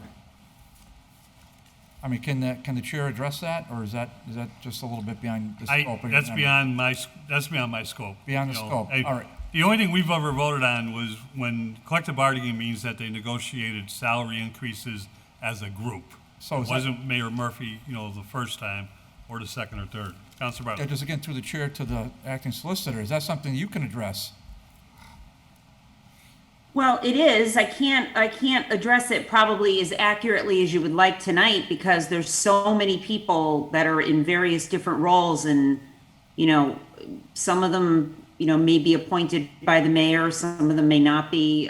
So it's something I'm going to have to take a look at, who exactly is a part of the union and how they came to get that role. Well, again, just through the chair to the acting solicitor, that's very reasonable, and I would rather just have it right. I don't need to have it now. I don't need to have it for the next meeting. I would like to have it prior to the new administration. So if that's doable, say communication by the first meeting in October, I think that would be more than reasonable. Is that doable, Lisa? It should be. Should I file an order to that effect? I think that would be helpful. I will point out that this 2% increase, which I think we're all in agreement with, I'm just going out on a limb, has not been implemented until we adopt the MOU itself as far as the increase goes. So I think we're in good position to do that. Damien was very helpful, and it looks like it checks out that these are not new positions, that we actually did act on these positions and changes a year ago, and they are in the past budget, including this year's budget. So if that's in mind, I think I'd be happy to sponsor that with you, because I've had those same questions for many years, and we would put a new order in for that. Okay, so I'll put it under all our names. Okay. All our names for this, and that'll be on the agenda for next Tuesday. And as far as this agreement, the chair will entertain a motion if there's no further questions. Make a motion to pass it. Motion made second to adopt. Adopt. Is there any further discussion? All those in favor? Aye. Any opposed? Motion carries. Thank you, everybody. Damien, thank you. Lisa, we appreciate it. And we'll report this out to the, Tanya, to the full city council next Tuesday. Okay, make a motion to take item number 6 off the table. Second. Motion made second to take item number 6 off the table. All those in favor? Aye. Any opposed? This is a request for a transfer of $4,750.50 from the City Solicitor Department's special account appropriation in fiscal year 2022 for services rendered in 2021. Under discussion, Lisa, you want to run us through this? So this is pretty straightforward. I was able to pay most of the outside council bills that I had when I came in. I was trying to keep up with them as they were coming in. A chunk of it is for one of our outside attorneys. It's in the ballpark of, I think, $3,800 for some work that he's doing on an outside case. A small amount of it, $991, is actually for a workman's comp attorney for some DPW cases that are going on. That's a bill, I will tell you, that I am certain that we owe. It looks like we may owe more than that, but I'm trying to work with their office to get us some invoices so I can determine what's actually due. I wasn't really aware when I came in that we were paying these bills, but they were sent to me to be paid. So it could be that we were doing it all along. But it's clear that some of them were not getting paid. And so, I'm just, with full disclosure, there will be some more coming before you as soon as I'm able to determine exactly what is owed to them. And do you have a surplus in the line item where the money is coming from? I don't think I do anymore, but I think Tanya would know that better than me. I think we actually took out all of what we had, but there could be a small amount. Okay. Well, but, I mean, if you transfer this money, you still have enough money for the rest of the year to pay the. Hard to say. I'm not really sure. I mean, probably not, but it just depends on how many new cases come in. I apologize. I thought it was coming from an individual's salary. It's coming from special counsel. Mm-hmm. My apologies. Yes. I misread it. Understood. I got it. Is there any further questions? Make a motion to approve it. Second. Motion made and second to adopt the transfer. All those in favor? Aye. Any opposed? So moved. Make a motion to take 7 off the table. Motion made and second to take item number 7 off the table. All those in favor? Aye. Any opposed? So moved. This is a transfer request of $1,380 from the Personnel Department's Professional Services Employee Training Appropriation in fiscal 2022, services rendered in 2021 that were unencumbered at the end of the 2021 fiscal year. Under discussion, Jeff, do we have someone with us? We have Sheila Bierman, the Director of the Personnel Department. And I take it that's not by Zoom? She's on by Zoom. Zoom? Here I am. Oh. Hi, Sheila, welcome. Is this your first? Hi, how are you? Is this your first appearance before the Finance Committee? It is, so be nice to me. I promise you, you get one free ride, and then all bets are off, okay? What kind of plant is that? What kind of plant is that? That's a pretty leaf there. Oh, it's a money plant. Oh, there you go. Sheila, in all seriousness, we welcome you. We thank you for joining the city, and we look forward to working with you. And I know this might be something that you inherited, but can you just explain this bill that wasn't paid last year and where the money's coming from that you're going to pay the bill with this year? Sure. So this was actually a bill from 2019, and it did happen. It was a training. I did verify that, it did happen. And we're not going to have that training this year. EAP, actually, we pay for 3 free trainings with them. So we'll be using that money instead and not paying this. Okay, so you'll be okay for the rest of this fiscal year if you transfer this amount, is what we're hearing. Yeah, absolutely. Okay, thank you. Any questions for our Personnel Director? Can I just make a comment? Sure. Mayor Murphy. So, first of all, I just want to let you know, while this is from a training from a couple of years ago, she has also worked to, and we are now establishing training, and we're especially emphasizing, I know she's got, I think, 4 different training days at the fire department to deal with stress and depression and anxiety. And she's going to the police department, the DPW, and a variety of others. So if I'm not mistaken, we have about 9 or 10 different sessions, but she really emphasized after the tragedy with the fire department, she's emphasized and she's worked with the chief. So that is taking advantage of the training programs that we do have as part of our budget. I just want to commend her for putting that together. That's great to hear. Very good. Sheila, I remember when you came before us, before I think it was Councilor Leahy's committee, you stressed your experience in training and the importance of training. And it's nice to hear the mayor tell us that you're going forward with those observations we had. That's a compliment. Thank you, guys. Any further discussion? Make a motion to be complied with? Motion to approve We the transfer. actually have to adopt it because Adopt. of the two Make a different motion to years. adopt. Adopt the Motion made and transfer. seconded that we adopt the permission to use this year's monies for fiscal year 2019. Tanya, that's okay because it's 2019, right? Yes, that's fine. Okay, 2019 bill that has been verified.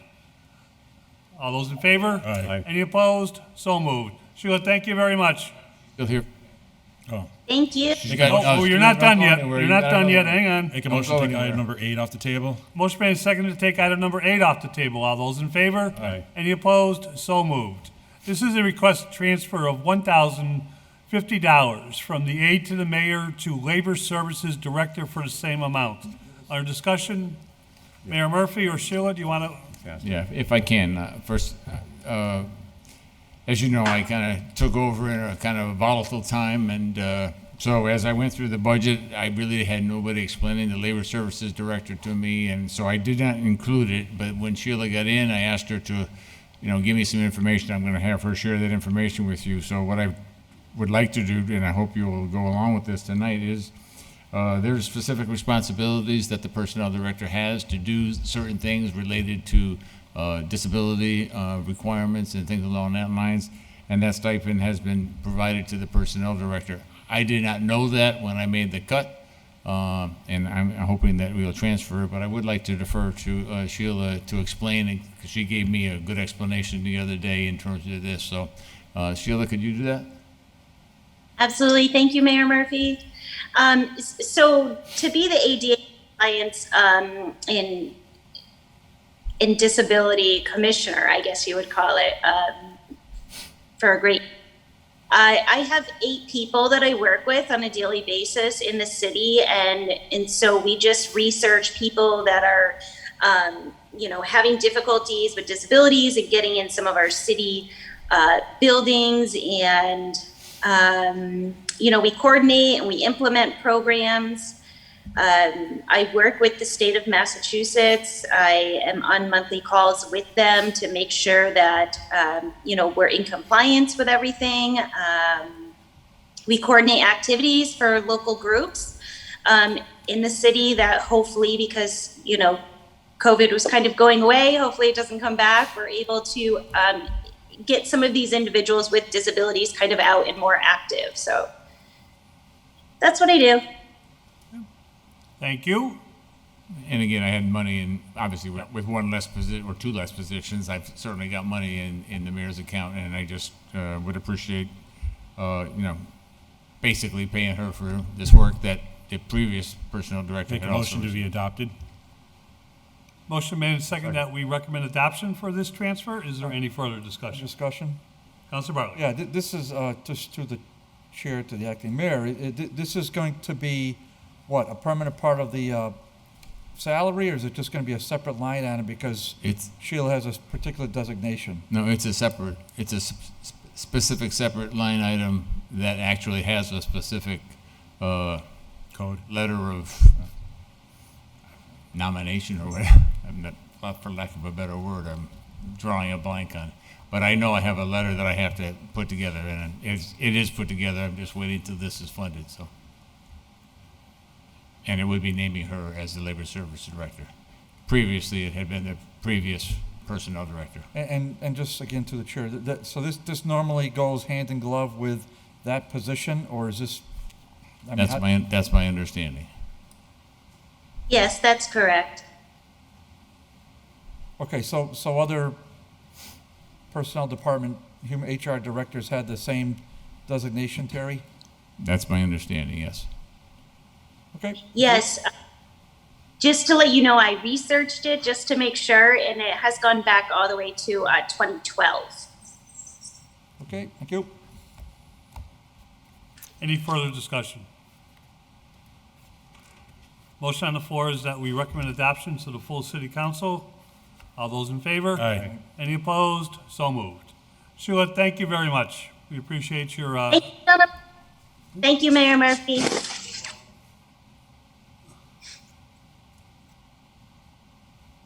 All right, let's make a motion to take item number 9 off the table. motion made and seconded to take item number 9 off the table. All those in favor? Aye. Any opposed? So moved. This is a grant in accordance with Mass General Laws 44, Section 53A. The city hereby accepts diverting juveniles and emerging adults from the criminal justice system involvement. $50,000 with no match to the city. The grant and what we're being asked to do is accept the grant and authorize the establishment of a fund for the accountability of the receipts, expenditures, and resources associated with the said grant.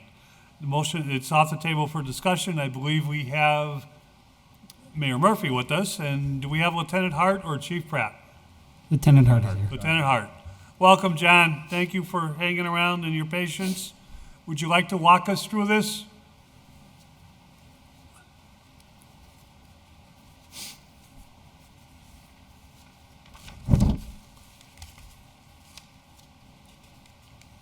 Lieutenant Hurt?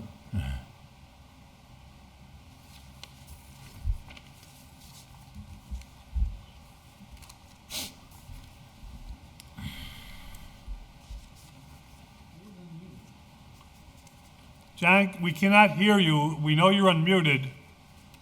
Can you hear us, or Say yes. you need to get back in? Want to table for now, Joe, move on?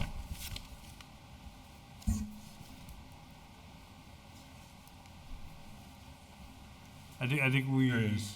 These are all the out police funds? Or you want to go right to young? I think we got him for a couple. Well, you want to go 12? 3 of them. Get Yanni in.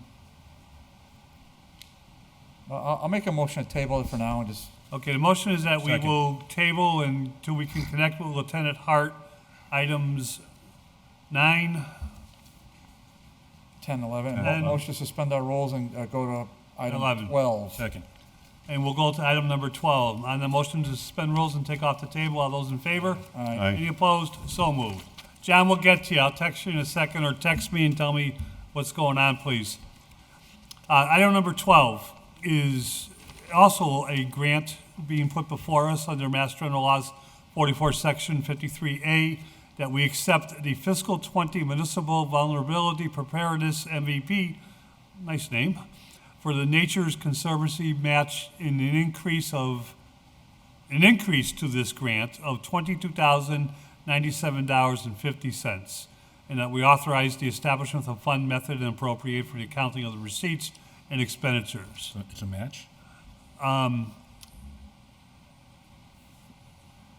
We've accepted this grant. Yanni is with us from the Conservation Department. Yanni, I always do this, Glow Power. And with this, it sounds like it's an increase to something, or an amendment to something, I guess, that we have accepted before. Yanni, are you with us? Before I Yes, try to read into absolutely. this, would you like to explain this to us? And Yeah, I'd be this happy is already to. matched. Thanks. It's got a bit of a story. So this was a 2020 MVP grant. It came with a match from the Nature Conservancy to help with community outreach and implementation. Due to COVID, we requested extra time to figure out that process. It wasn't clearly defined when the grant was awarded, which was before my time. Since then, we've had meetings with PVPC, Eagle Eye Institute to figure out the best methods to bring the findings from the study on Holyoke's impervious surfaces to the public. And with that, we also started to realize that if we had a little extra funding, we could do a better job. So that's why I'm here before you tonight. We made an extra request to TNC to increase the amount of the match, and they agreed to do so. So what's before you is the amount above the original $25,000 that was approved by the City Council. And again, this is going to be 4 project categories. working with Eagle Eye Institute, which does youth-based nature education programming in Holyoke. They work with the Holyoke Boys and Girls Club. They're going to be creating a place-based impervious surface curriculum for Holyoke youth that they'll be piloting in the Boys and Girls Club after school program, but that we hope to bring to the public schools as well. And then working with PVPC, we're going to do an expansion of the story map that was created as part of the plan survey, really like explain these concepts to the public and explain how stormwater works and green infrastructure and how Holyoke is built and make that more accessible. We're also going to have be developing signage for green infrastructure facilities that we already have in Holyoke, beautifying our community and explaining why they're important. I'm working with our city engineer and DPW superintendent to figure out the best locations. And we're also going to have 3 community work days to actually improve some of these sites. So for example, the parking lot by the public library on Chestnut Street has a rain garden installation that works really well. It captures storm runoff from the parking lot, but it could use a good weeding and new plants. So the grant's gonna fund 3 of those projects as well. It's part of the match. It's all gonna be upfront money. So, and PVPC and Eagle Eye are gonna be doing most of the heavy lifting with support from myself and the Holyoke DPW. So that's the long story, hopefully made somewhat short. And I'm happy to answer any questions as well. Thank you, Yoni. Is there any questions from the committee or? I just want to make a, Sorry. Thank you, Yoni. Is there any questions from the committee or the mayor? not a question, just that. Councilor Leahy. Yes, if I could, through the chair. Just want to, just for reference, I am on the board of the Boys and Girls Club. However, this doesn't affect anything that I'm on. Thank you. Councilor Bartley. Did he, Mr. Chairman, did he say there's a match on this? Or is it, I didn't hear that part. There's no match? Was there a match, Yoni, on the original 25 and there's no match on the additional? I think you had in-kind services on the original, if I remember. I know it's before your time. So interestingly, the original 25,000 was the match for the EEA MVP grant. So technically this is adding an additional amount to an existing match. So either way, there's no match required from the city for this. Gave a match for it. All right, very good. Thank you. I kind of remembered, but that made a lot more sense than the way I would have said it. Councilor Bartley. Yeah, one more, just through the chair, to the department head. So I say this a lot because department heads we're kind of being shuffled around a lot, but it is our expectation, but more to the point, it's our ordinance now that you've got to come back to this body with a report documenting who, what, where, when, and why. So I hope it's not like 7 years from now. I hope it's, a timely report, okay? So that'd be very helpful. You could just send it as a communication to the full city council, and if you could have just, some handy dates on here, so when it was approved and what you did and with whom and all that, that'd be great. Thank you.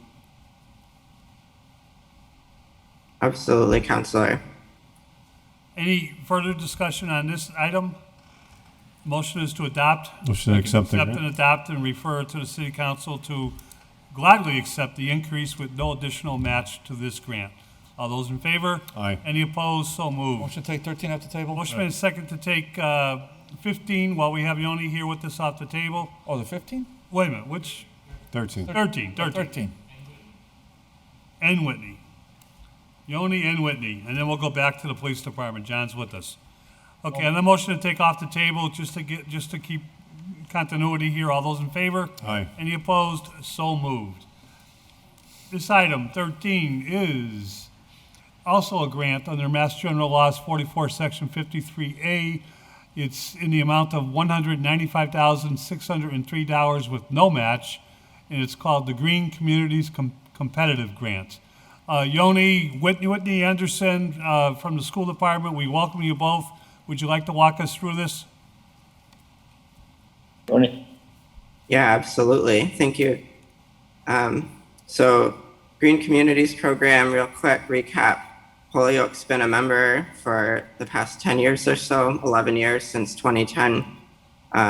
We remain in good standing in the program and are eligible for these grants for energy efficiency upgrades to municipal buildings with the goal of 20% reduction over our baseline year energy consumption, which is 2009 for us. So I worked on this grant together with Whitney Anderson. He can help me answer some questions, but the gist of it is we've been looking at different buildings and energy usages, and we're really trying to focus on the public schools, which are the biggest energy users, which is common for most municipalities. They're large buildings with heavy use. So we got this grant awarded for lighting upgrades in Sullivan School, which is another Sullivan School and Dean Tech are the two top energy users that we're trying to focus on in terms of buildings. So this grant is going to be for lighting upgrades. We're going to replace we're going to replace all the interior fixtures with LED lighting, and we're going to install tier 2 controls. That's another thing we can implement with this grant to make more efficient use of energy. That's going to be things like occupancy sensors that'll turn off certain lights if no one's in the room for a certain period of time. Daylight harvesting settings, so reducing the wattage when there's daylight coming in. There's sensors actually built into the program, and connecting it to the wireless network so that it can be controlled in real time and remotely. So the funding is going to go towards lighting material and labor at prevailing wages. This is from an estimate we had done by Secure Energy to give us an estimate of the total cost. We're going to have to go out to bid for this project if we're able to accept the funds and hopefully get them. It's a relatively low-hanging fruit, straightforward project with very abundant savings and a quick, we'll recoup any expenditures very quickly. Obviously, it's entirely grant funding, so Holyoke isn't expending anything, but there's a simple payback of only 8.8 years, and it'll save the school department about $22,000 a year in energy costs just from this one project. I think I covered everything. So I have Whitney Anderson here. Again, we're collaborating on this, and he can help me answer any questions that you might have. Welcome, Whitney, and it does sound like you only got everything, but would you like to add something? Yoni's done a great job, and it's been a pleasure working with him. This is our first large experience together, and we've done some smaller things in the meantime, but we look forward, and we're delighted to receive the notification from the state and look forward to council adoption, and then we can proceed with the project. Thank you. Under questions, Councilor Tallman. Yeah, thank you, Whitney and Yanni. Yanni, you mentioned the schools you want to work on. Is it just this one just for Sullivan School, or is it also for Dean Tech? This one is just for Sullivan School. Okay, and the Dean Tech is something. Max. Okay. Just wanted to make sure, yeah, because you mentioned Dean Tech, and I know that's another school that you wanted to possibly work on in the future. Yeah, it's definitely on our list. The grant award maxes out at $200,000. We got pretty close with this, so it'll just be more straightforward to focus on one building and do all we can with the funding, and then apply in future grant funding rounds for improvements to Dean Technical. There we're looking at lighting, but also building envelope measures that would make any even existing heating system more efficient, and we're looking at possibly converting the boiler to an air water source heat pump system, which would also get it off natural gas and give that back to the grid. So, but that's going to be a future project. We have some studies to figure out there in the meantime. Okay, you stated that it's going out to bid. Once this gets bid out and work starts, what is the approximate time, do you know, that the work will be completed? We estimate about 8 weeks for design. We know how many fixtures we need and how many exist. But figuring out anything to do with installation or anything else we might need to figure out as a consequence of the installation, because we are replacing entire fixtures. So about 8 weeks for that, and then another 8 weeks for construction and installation. So really looking at 4 months. We technically have 3 years to expend these funds and complete the project, but we're hoping to do it as soon as we can reasonably do so, because we won't be eligible for new grant funding until this project is closed out. Okay, I appreciate that. Thank you. Councilor Bartley? Yeah, just through the chair, what involvement does our gas and electric have in this project? So they helped us write the grant. They reviewed it. They're big supporters of green communities. So they know it's moving forward, and they're going to be part of our planning efforts and study of Dean Technical moving forward as well. Okay, yeah. So more of a support role, I guess, at this stage. Yeah, can you do me a favor? Can you send that memo to the Bar Foundation, let them know? Aren't I awful? That was a good question, Councilor Bartley. To comment, I'm not sure. I'm a horrible person. All right. Yoni, thank you. Whitney, thank you. Chair will entertain a motion.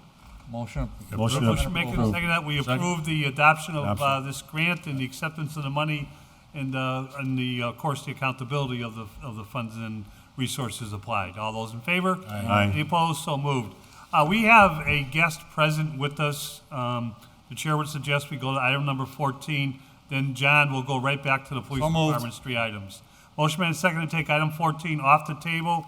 City Council approves fiscal year 2021 the Hoyoke Share Valley Bike Administrative amount of $9,610 to be paid from the TNC-Rideshare receipts for the appropriation of the fund. The fund number is 2601. With us in chambers is Cynthia Espinoza. Cynthia, you're welcome to come in and have a seat if you're more comfortable, or there's a mic out there. Please join us. And we also have via Zoom our planning director, Aaron Vega. Aaron, welcome. Good to see you guys. Working hard tonight. Good agenda. Cynthia, Aaron, would you like to just talk to us about this amount and what our role is in terms of adopting it? Sure. I'll just say real quick, as Cynthia, I can't really see her, but give her a second to get her put herself together. This is just our annual admin fee to be part of the program. This is the 2021 fiscal year. We're in 2022 now. So, and so this is, we worked with you and your body to establish the fund, and Mike McManus as well. And so here we are looking to pay this administrative joining fee that we're part of the Valley Bike system. And so I'll leave it at, I know Cynthia sent a lot of information. There's been some other questions that have come up from councils about the program. And so we've tried to provide a lot of information to you about usage, et cetera. So I know that Cynthia has a bunch of information for you. And I believe that Jeffrey was able to send you some information over the last couple days. Thank you. And Cynthia, welcome. Thank you. So this is part of the Memorandum of Understanding of Valley Bike Share by and between all participating municipalities, UMass Amherst, and PVPC. I also shared the sort of city council, and apologize for I'm still learning the lingo of it, that it was approved back on May 6, 2020 from the council, the MOU. And in the MOU on page 3, you'll see a table where other municipalities have the administrative fee to cover. And this was based on number of stations that each municipality has. The number was created. Thank you. Yeah. And can you give us a micro overview of the administrative fee? What is that used for by the program? What do they? Yeah. So the previous MOU did not include a fee from municipalities because there was a state fund, a state grant, the CMAQ, so climate mitigation and air quality, and that covers sort of PVPC's time to help with reporting of all of the all the municipalities. Also, a lot of it working with the BWegan, which is the agency that pretty much manufactures the bikes, installs them, and also fix them. So due to the funding being cut for this round, that's why all the municipalities had to cover that administrative fee. So that covers pretty much some of the time from PVPC, and I believe that's pretty much it, yes. And it goes through the city of Northampton. So when the city got in, and I'm a big fan of Yes. the Valley Bike, program itself, and I know it's very popular. But when we originally got in, the state was paying this fee. Correct. And then the CMAQ funding for this next round got cut. So it didn't cover, it only covered the manufacturing of new stations and equipment, but not the administrative fees that covered previously.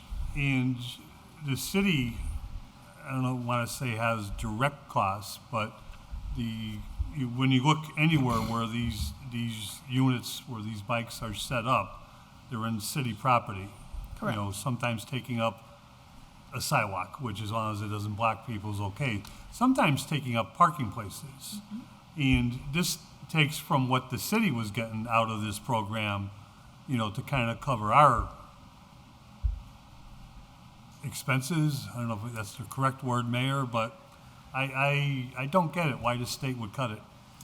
I'm not sure either. I can find out more information and send that along if you would like. 'Cause I know some other things the state's cut on us and just said you can pay for it, like the Quinn bill and some other things, and And what I mean by state cut, it wasn't just the whole deal, it was sort of the whole. I understand. That's the way they work. Yeah. And we, they say you can't fight City Hall, but I think it's Beacon Hill you can't fight. Thank you, Cynthia.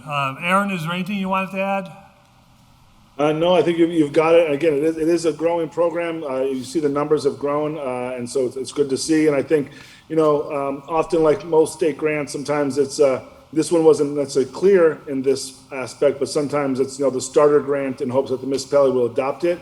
I don't think they really gave us the chance or the on-ramping to do that, but it is a very well-used program by the people here in Holyoke, and I understand how that maybe has shifted a bit, but again, this is through the TNC funds, which are supposed to be used for transportation, so we hope you will be in favor of utilizing these funds for this purpose. Aaron, can you tell us in this fund, number 2601, how much total money is there?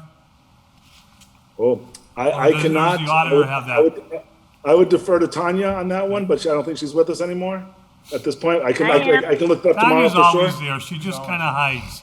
Okay. Tanya, okay. do you know how much money's in the account?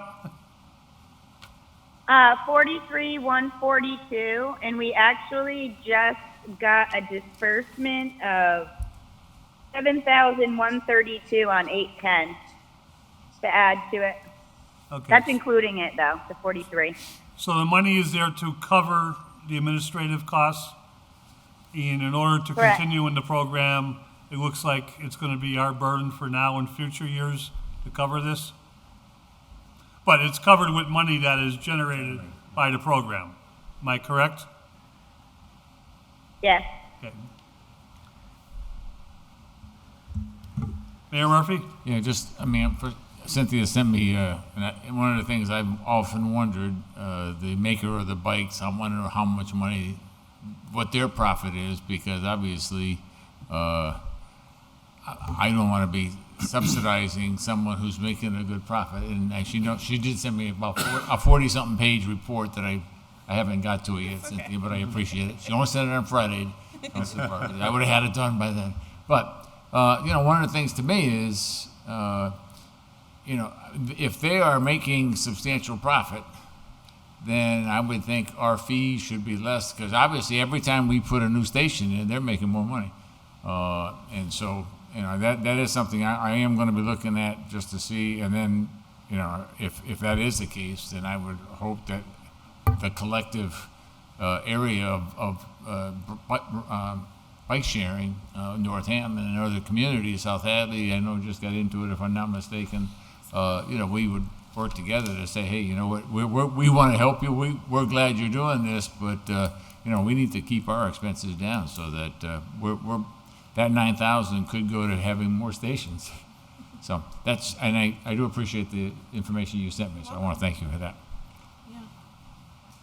Joe. Councilor Leahy and Councilor Tomlin. Yeah, thank you. I'm all in favor of a community rideshare program, specifically bicycles. I know I was down in Golfers Warehouse over the weekend, and I see in Hartford they have scooters everywhere.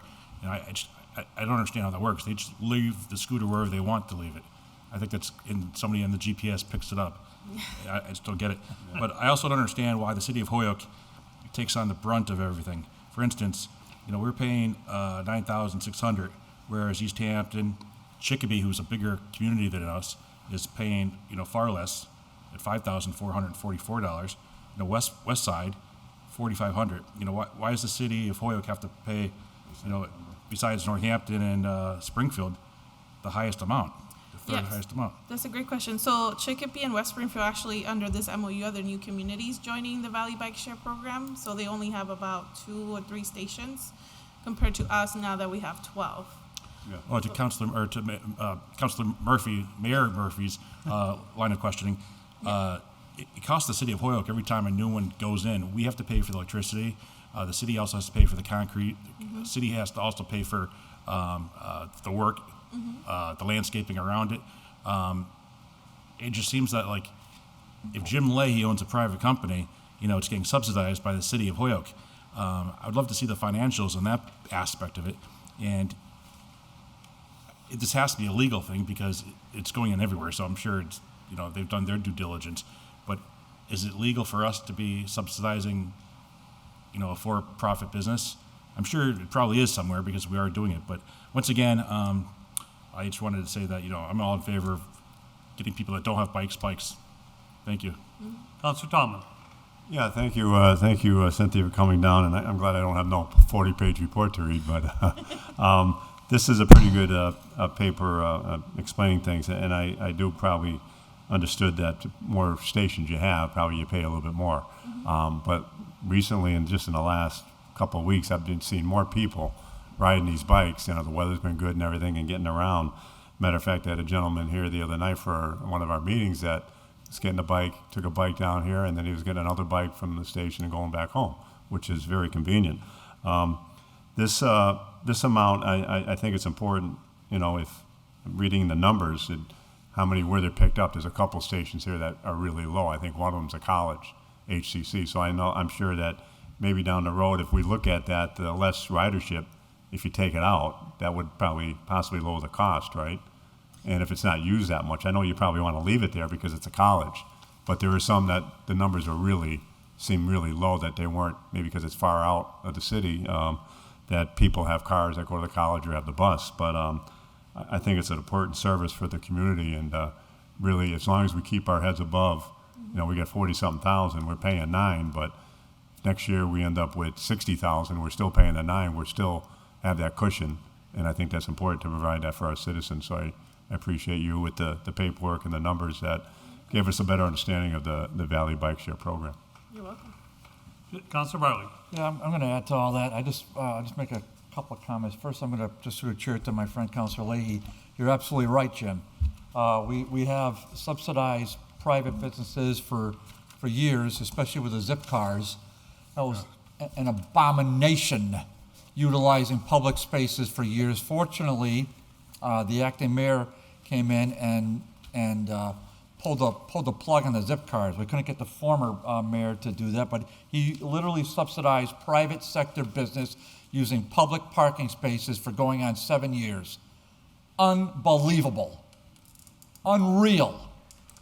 But nobody in this council, nobody in the city complains until some of us did. We passed ordinances, and finally the acting mayor did that. So this is just my 2 cents, but I just want to point that out because I don't want to let that history just go by. The other thing is, of course, I think we have to compliment not just the city officials, but the city of Holyoke in general, because when I go by these stations, I find them to be in great working order and in good shape. They're very attractive.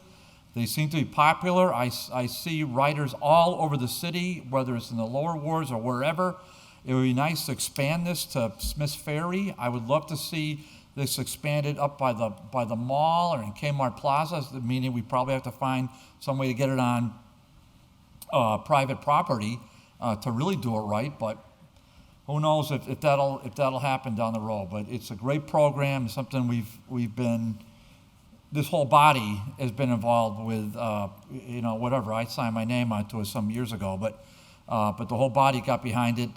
Joe was right there, Pete, Jimmy, everybody got right behind this, right out of the gate, and you can tell by the past votes, this passed unanimously. So this is a winner from the city council's perspective, right from the start. And again, look what the citizens of Holyoke do. I mean, they obviously take care of the thing. They're not leaving the bikes everywhere. And I used to see it happen in Hartford. Hartford, they had another program, and the name escapes me, but they would just leave bikes. I mean, that was a program, you could leave bikes everywhere, but ultimately they got vandalized. And this seems like a good program. The bikes look nice. I've used them myself, so they're pretty cool. So hopefully that's something we can continue to expand. Thank you. Just my 2 cents, and I'll be real quick. Cynthia, thank you for being here this evening.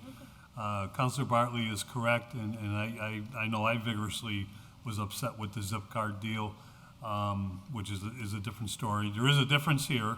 Zipcar wasn't going to share any revenue, with the city, whereas this program does share, a percentage of revenue with the city. I will vote for this year, understanding, appreciate the answers to our questions. Yeah. I look forward to scrutiny of this and glad to work with Mayor Murphy, for future years as to what the contract should be and is it fair. I think just because the state decided that it was a startup formula without warning us doesn't mean we have to pay X amount of dollars every year from the small revenue sharing profit that we get. But thank you, and I agree with everything that everybody has said. It is a great program. Can I just and add while it's a great one program, comment? I would say prior to COVID and during late 2019, early 2020, we were talking with the Holyoke Mall and Kmart Plaza owners to potentially have stations there. However, once COVID hit and we approached them again about the idea, they decided to hold on to it or not move forward until later on. So the goal is potentially to expand it to these private sectors or those locations throughout the city. now, if you expand to the private sector, does the profit sharing go to the private sector, or does the city continue to be the lead in the program? That's a great question, and I think that's something that we were learning about and continuing because all the other sort of municipalities still have it in public right away, so they haven't approached that way. I think the town of Hatley was going to join, and their town council decided not to due to that piece of not being in the public right away, or and so on and so forth. So, but the goal is to sort of learn what would it take to get there, and what are the numbers to then be able to cover that. Well, again, thank you, and this year, yes. Next year might be more questions. I will say I did learn something tonight, Mayor Murphy. Councilor Bartley can ride a bike. I have a question. I can chew gum and ride a bike at the same time, Joe. Imagine. Councilor Leahy. Yeah, thank you. I just wanted to kind of piggyback at Councilor Bartley because this is the stuff I do. I'm a nerd. I like to read old contracts for fun. So I do have the Zipcar contract, on my phone, and I was just reading it the other day, and I think we all would get a kick out of this one. It was signed April 1st, 2014, and number of vehicles, 2. Monthly fee, it was waived by the mayor. Then Zipcar membership. It's one quick sentence. Each committee member who is 21 plus of age or 18 to 20, and that is a student of Mount Holyoke, Smith College, Amherst College, Hampshire College, Springfield College, or UMass are eligible. Are we missing someone? Are we missing a big community college? Thank you. Any further discussion? Motion on the floor is to adopt. All those in favor? Aye. Aye. Any opposed? So moved. Cynthia, again, thank you. Aaron, thank you very much. Thank you. Thank you, Cynthia. Great job as always. See you guys soon. Oh, okay. If we could let's go, go back to Lieutenant regular Hart order. is present. If we could go back to the police department. So moved. Motion made and seconded to take up item number 9 off the agenda. All those in favor? Aye. Any opposed? John, are you with us? Can you hear me now? We can hear you now. Item number 9 first. This is the Diverting Juveniles, Emerging Adults in Criminal Justice Systems Involvement Grant, $50,000, no match. Would you like to run us through that? Sure, and like you said, there is no match, and it is a probation grant, and it does involve the Boys Club. However, it wouldn't affect yours or Counselor Leahy, who's on the Board of Directors for the Boys Club, to vote on this. So with that, I want to say it's broken down with the Holyoke Boys and Girls Club getting $42,000 of the $50,000, and the Holyoke Police Department getting $8,000. The Police Department $8,000 is going to be in part for coordinating the partnership meetings and overseeing the whole program strategies and the successes, and to coordinate with our SROs to give referrals to the program, especially the Opportunity Academy from the Holyoke High School. The majority of the $42,000 of that is going to be for Holyoke Boys and Girls Club staffing. The other $8,000 will go to such things as it'll help fund 75 individual youth memberships to the club. It'll help support van transportation for those youths to and from the club, and also with supplies. And this program is kind of geared, like we said, probation. It's a kind of juvenile diversion, trying to keep the youth, at-risk youth, off the streets. We have a focus on the youths that are approximately 11 to 19 years old. And just to go over some of the stats from last year's grant, we served approximately, we recognized 85 youth that were at risk. 100 of them were enrolled, 100 youth were enrolled in the teen memberships that are continuing this grant. 40 youth were identified as high-risk youth. 6 took part in our job placement with this grant, and 15 were part of our mentoring program with the Boys and Girls Club programming. Thank you, John. I do have to declare, although I'm a probation officer, when you say probation, you're talking about juvenile probation? Yes. Not the department or court that I work in, but I do No. have to announce that. Any questions for Lieutenant Hart? It is what it is. I make a motion to approve it. Motion made and seconded that we adopt this grant, accepting it and all the responsibilities for the accounting of it that comes with it. If there's no further discussion, all those in favor? Aye. Aye. Any opposed? So moved. Motion to take item number 10 off the table. Second. Motion made and seconded to take item 10, a grant, Chapter 44, Section 53, of a fiscal year 2022 State 911 Department Support and Incentive Grant. This is for, I'm sorry, is it $246,443? Yes, it is. And of course, we're going to establish the fund or method appropriate for the accounting and of the receipts and expenditures. John, would you like to run us through this one? Sure. This is our annual emergency 911 grant. This grant helps to offset our costs with dispatcher salaries, dispatch overtime, and anything to do with our dispatch center, our MDTs, our mobile data terminals, and our cruisers, and which we funded out of this grant. Last year, we spent approximately $1,500 in getting new monitors and sound bars in the dispatch center. So that's pretty much what this grant supports. So currently, what we're budgeted for is the $246,443, which will be for dispatch salaries and overtime. However, any time during the year, should we encounter any type of problems or need new equipment down in the dispatch center or any of our mobile data terminals, I can always go back and do a grant adjustment for reallocating some of those funds to different equipment type areas, but that's what is budgeted so far for this year. And John, if my memory serves me correct, in order to qualify for this grant, we have to budget the amount of money in the annual budget up front. Is that correct? This is a reimbursable grant, correct? So we have to spend the funds and then we go in and seek reimbursement. And I've talked with Tanya about this in the past, and we've kind of set up a system on how we're going to work it, and that's how we did it Tanya, last can year. you just run that? I'm anticipating a few questions, if not this evening, next week. When the money is reimbursed, where does the money go to? Does it go into the same line item or into a different line item? What was that question?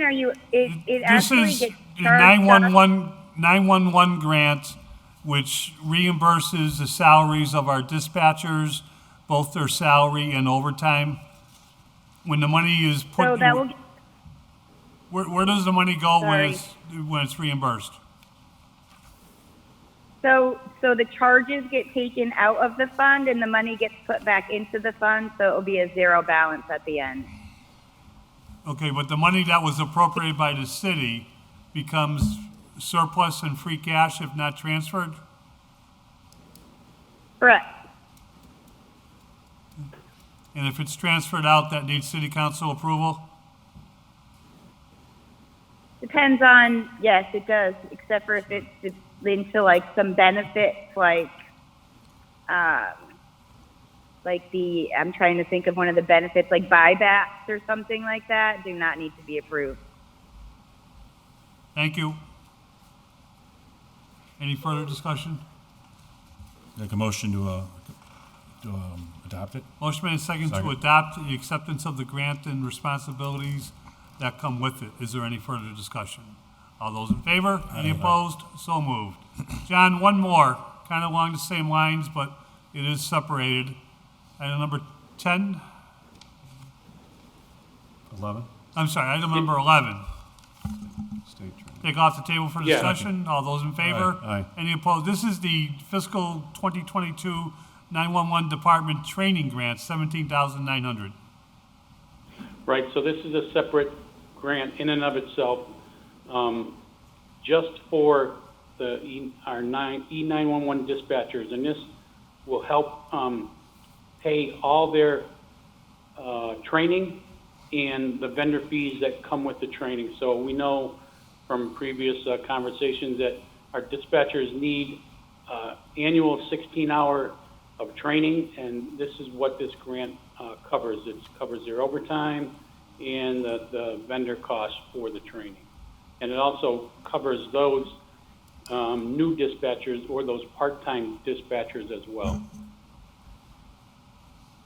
And is it safe to say this is a certification that all dispatchers need annually? Yes, it is.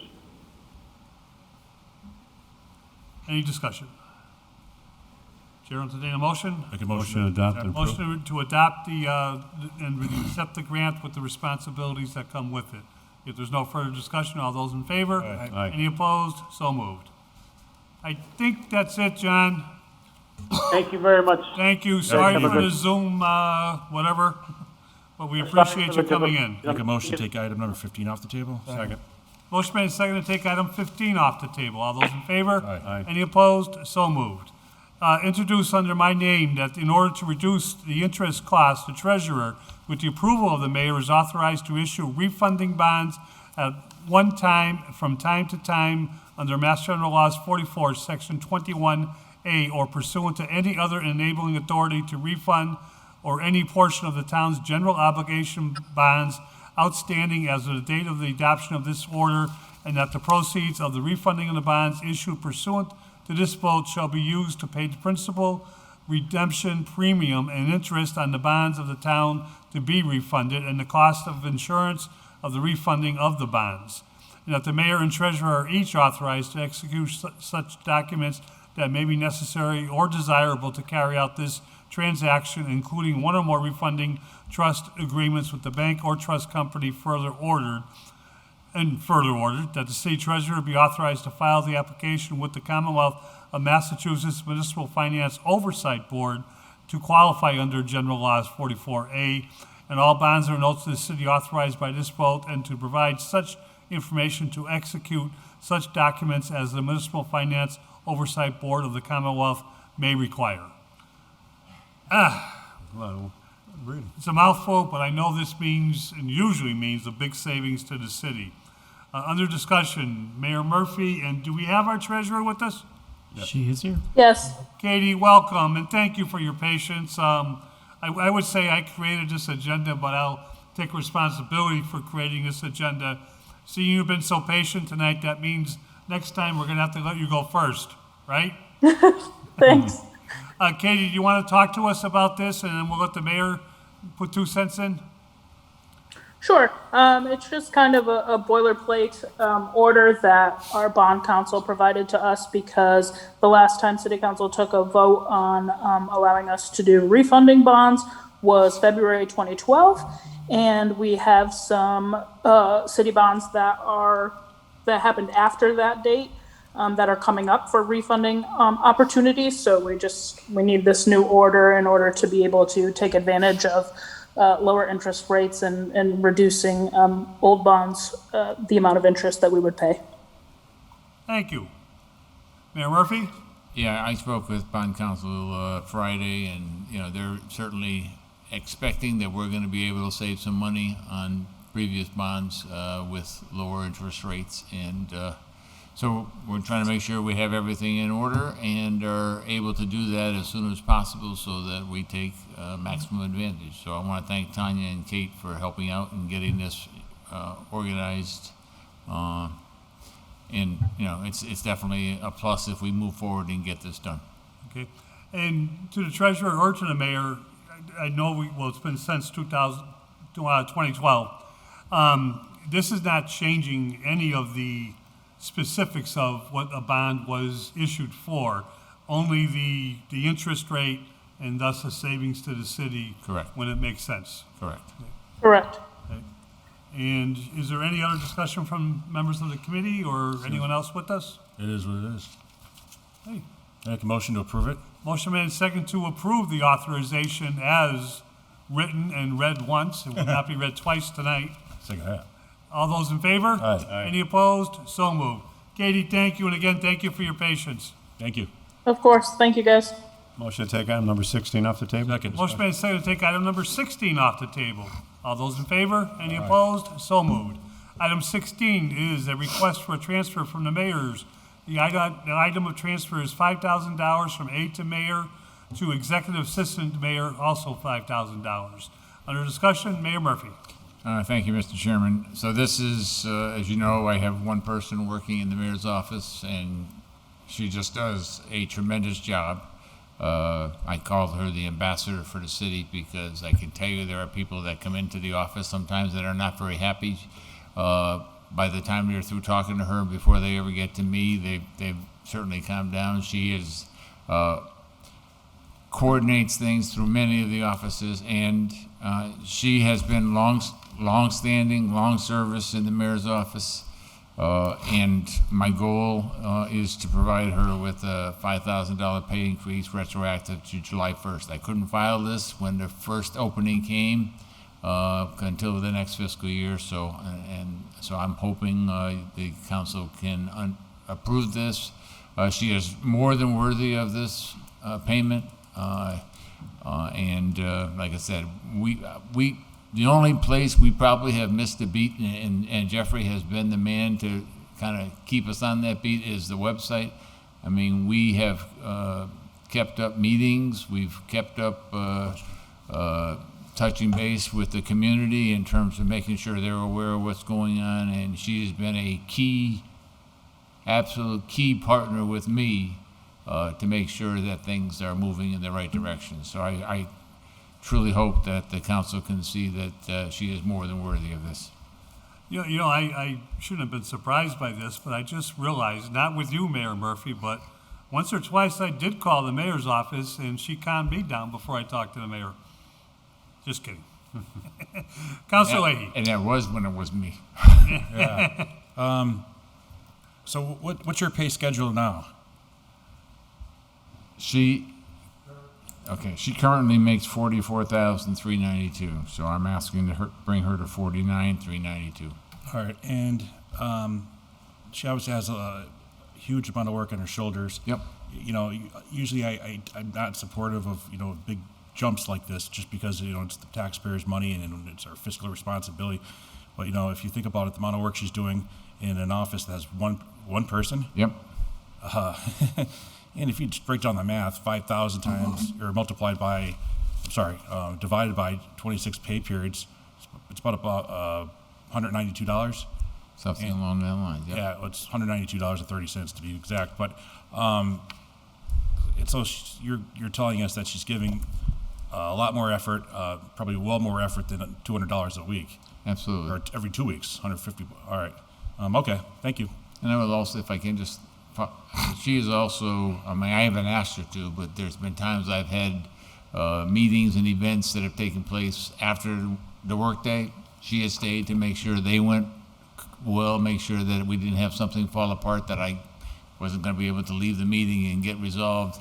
I've seen when we did the press conference down at the Volleyball Hall of Fame and the Children's Museum after work hours, she came down to make sure everything was going okay. She has a dedication to the city. I mean, whoever the next mayor is should, in my opinion, make sure that she's a part of that administration. And you know, not only is her heart in the right place, but she's very intelligent in how she does things, and she just knows the way to do it. I mean, she's a great ambassador. Yep. Thank you. The reasoning, I understand everything I'm in agreement with. I'm in agreement with the transfer. Anticipating a couple of questions, does this fall within her pay level by ordinance? Yes. Okay, so she was not at max. Does this bring her to max? No. No? Okay. Well, sounds like it's, you know how long it's been since Noka got her last raise? She was getting her first raise in, I believe, 7 or 8 years. There are other employees Yeah. out there in the same category, and I know I don't have to preach, Yeah. you know, to the choir that we need to address more than a handful of them that are 8, 9, 10 years without even a COLA increase, which I think our new ordinances now allow us, even when they're at max, to address COLA. Yeah. Okay. Thank you, Mayor. Any further discussion? I'll make a motion to approve the transfer. Second. Motion made second to approve the transfer. If there's no further discussion, all those in favor? Aye. Any opposed? So moved. Oh, It was a good meeting. thank you, everybody, and I think you did it in good timing. Yeah. You know, not quite as quick as DGR, but we did pretty good, Councilor Bartley. Good. No? Make a motion to adjourn. Motion made second to adjourn. If there's no further discussion, there is no further items. All those in favor? Any Aye. opposed? We stand adjourned. Thank you, everybody.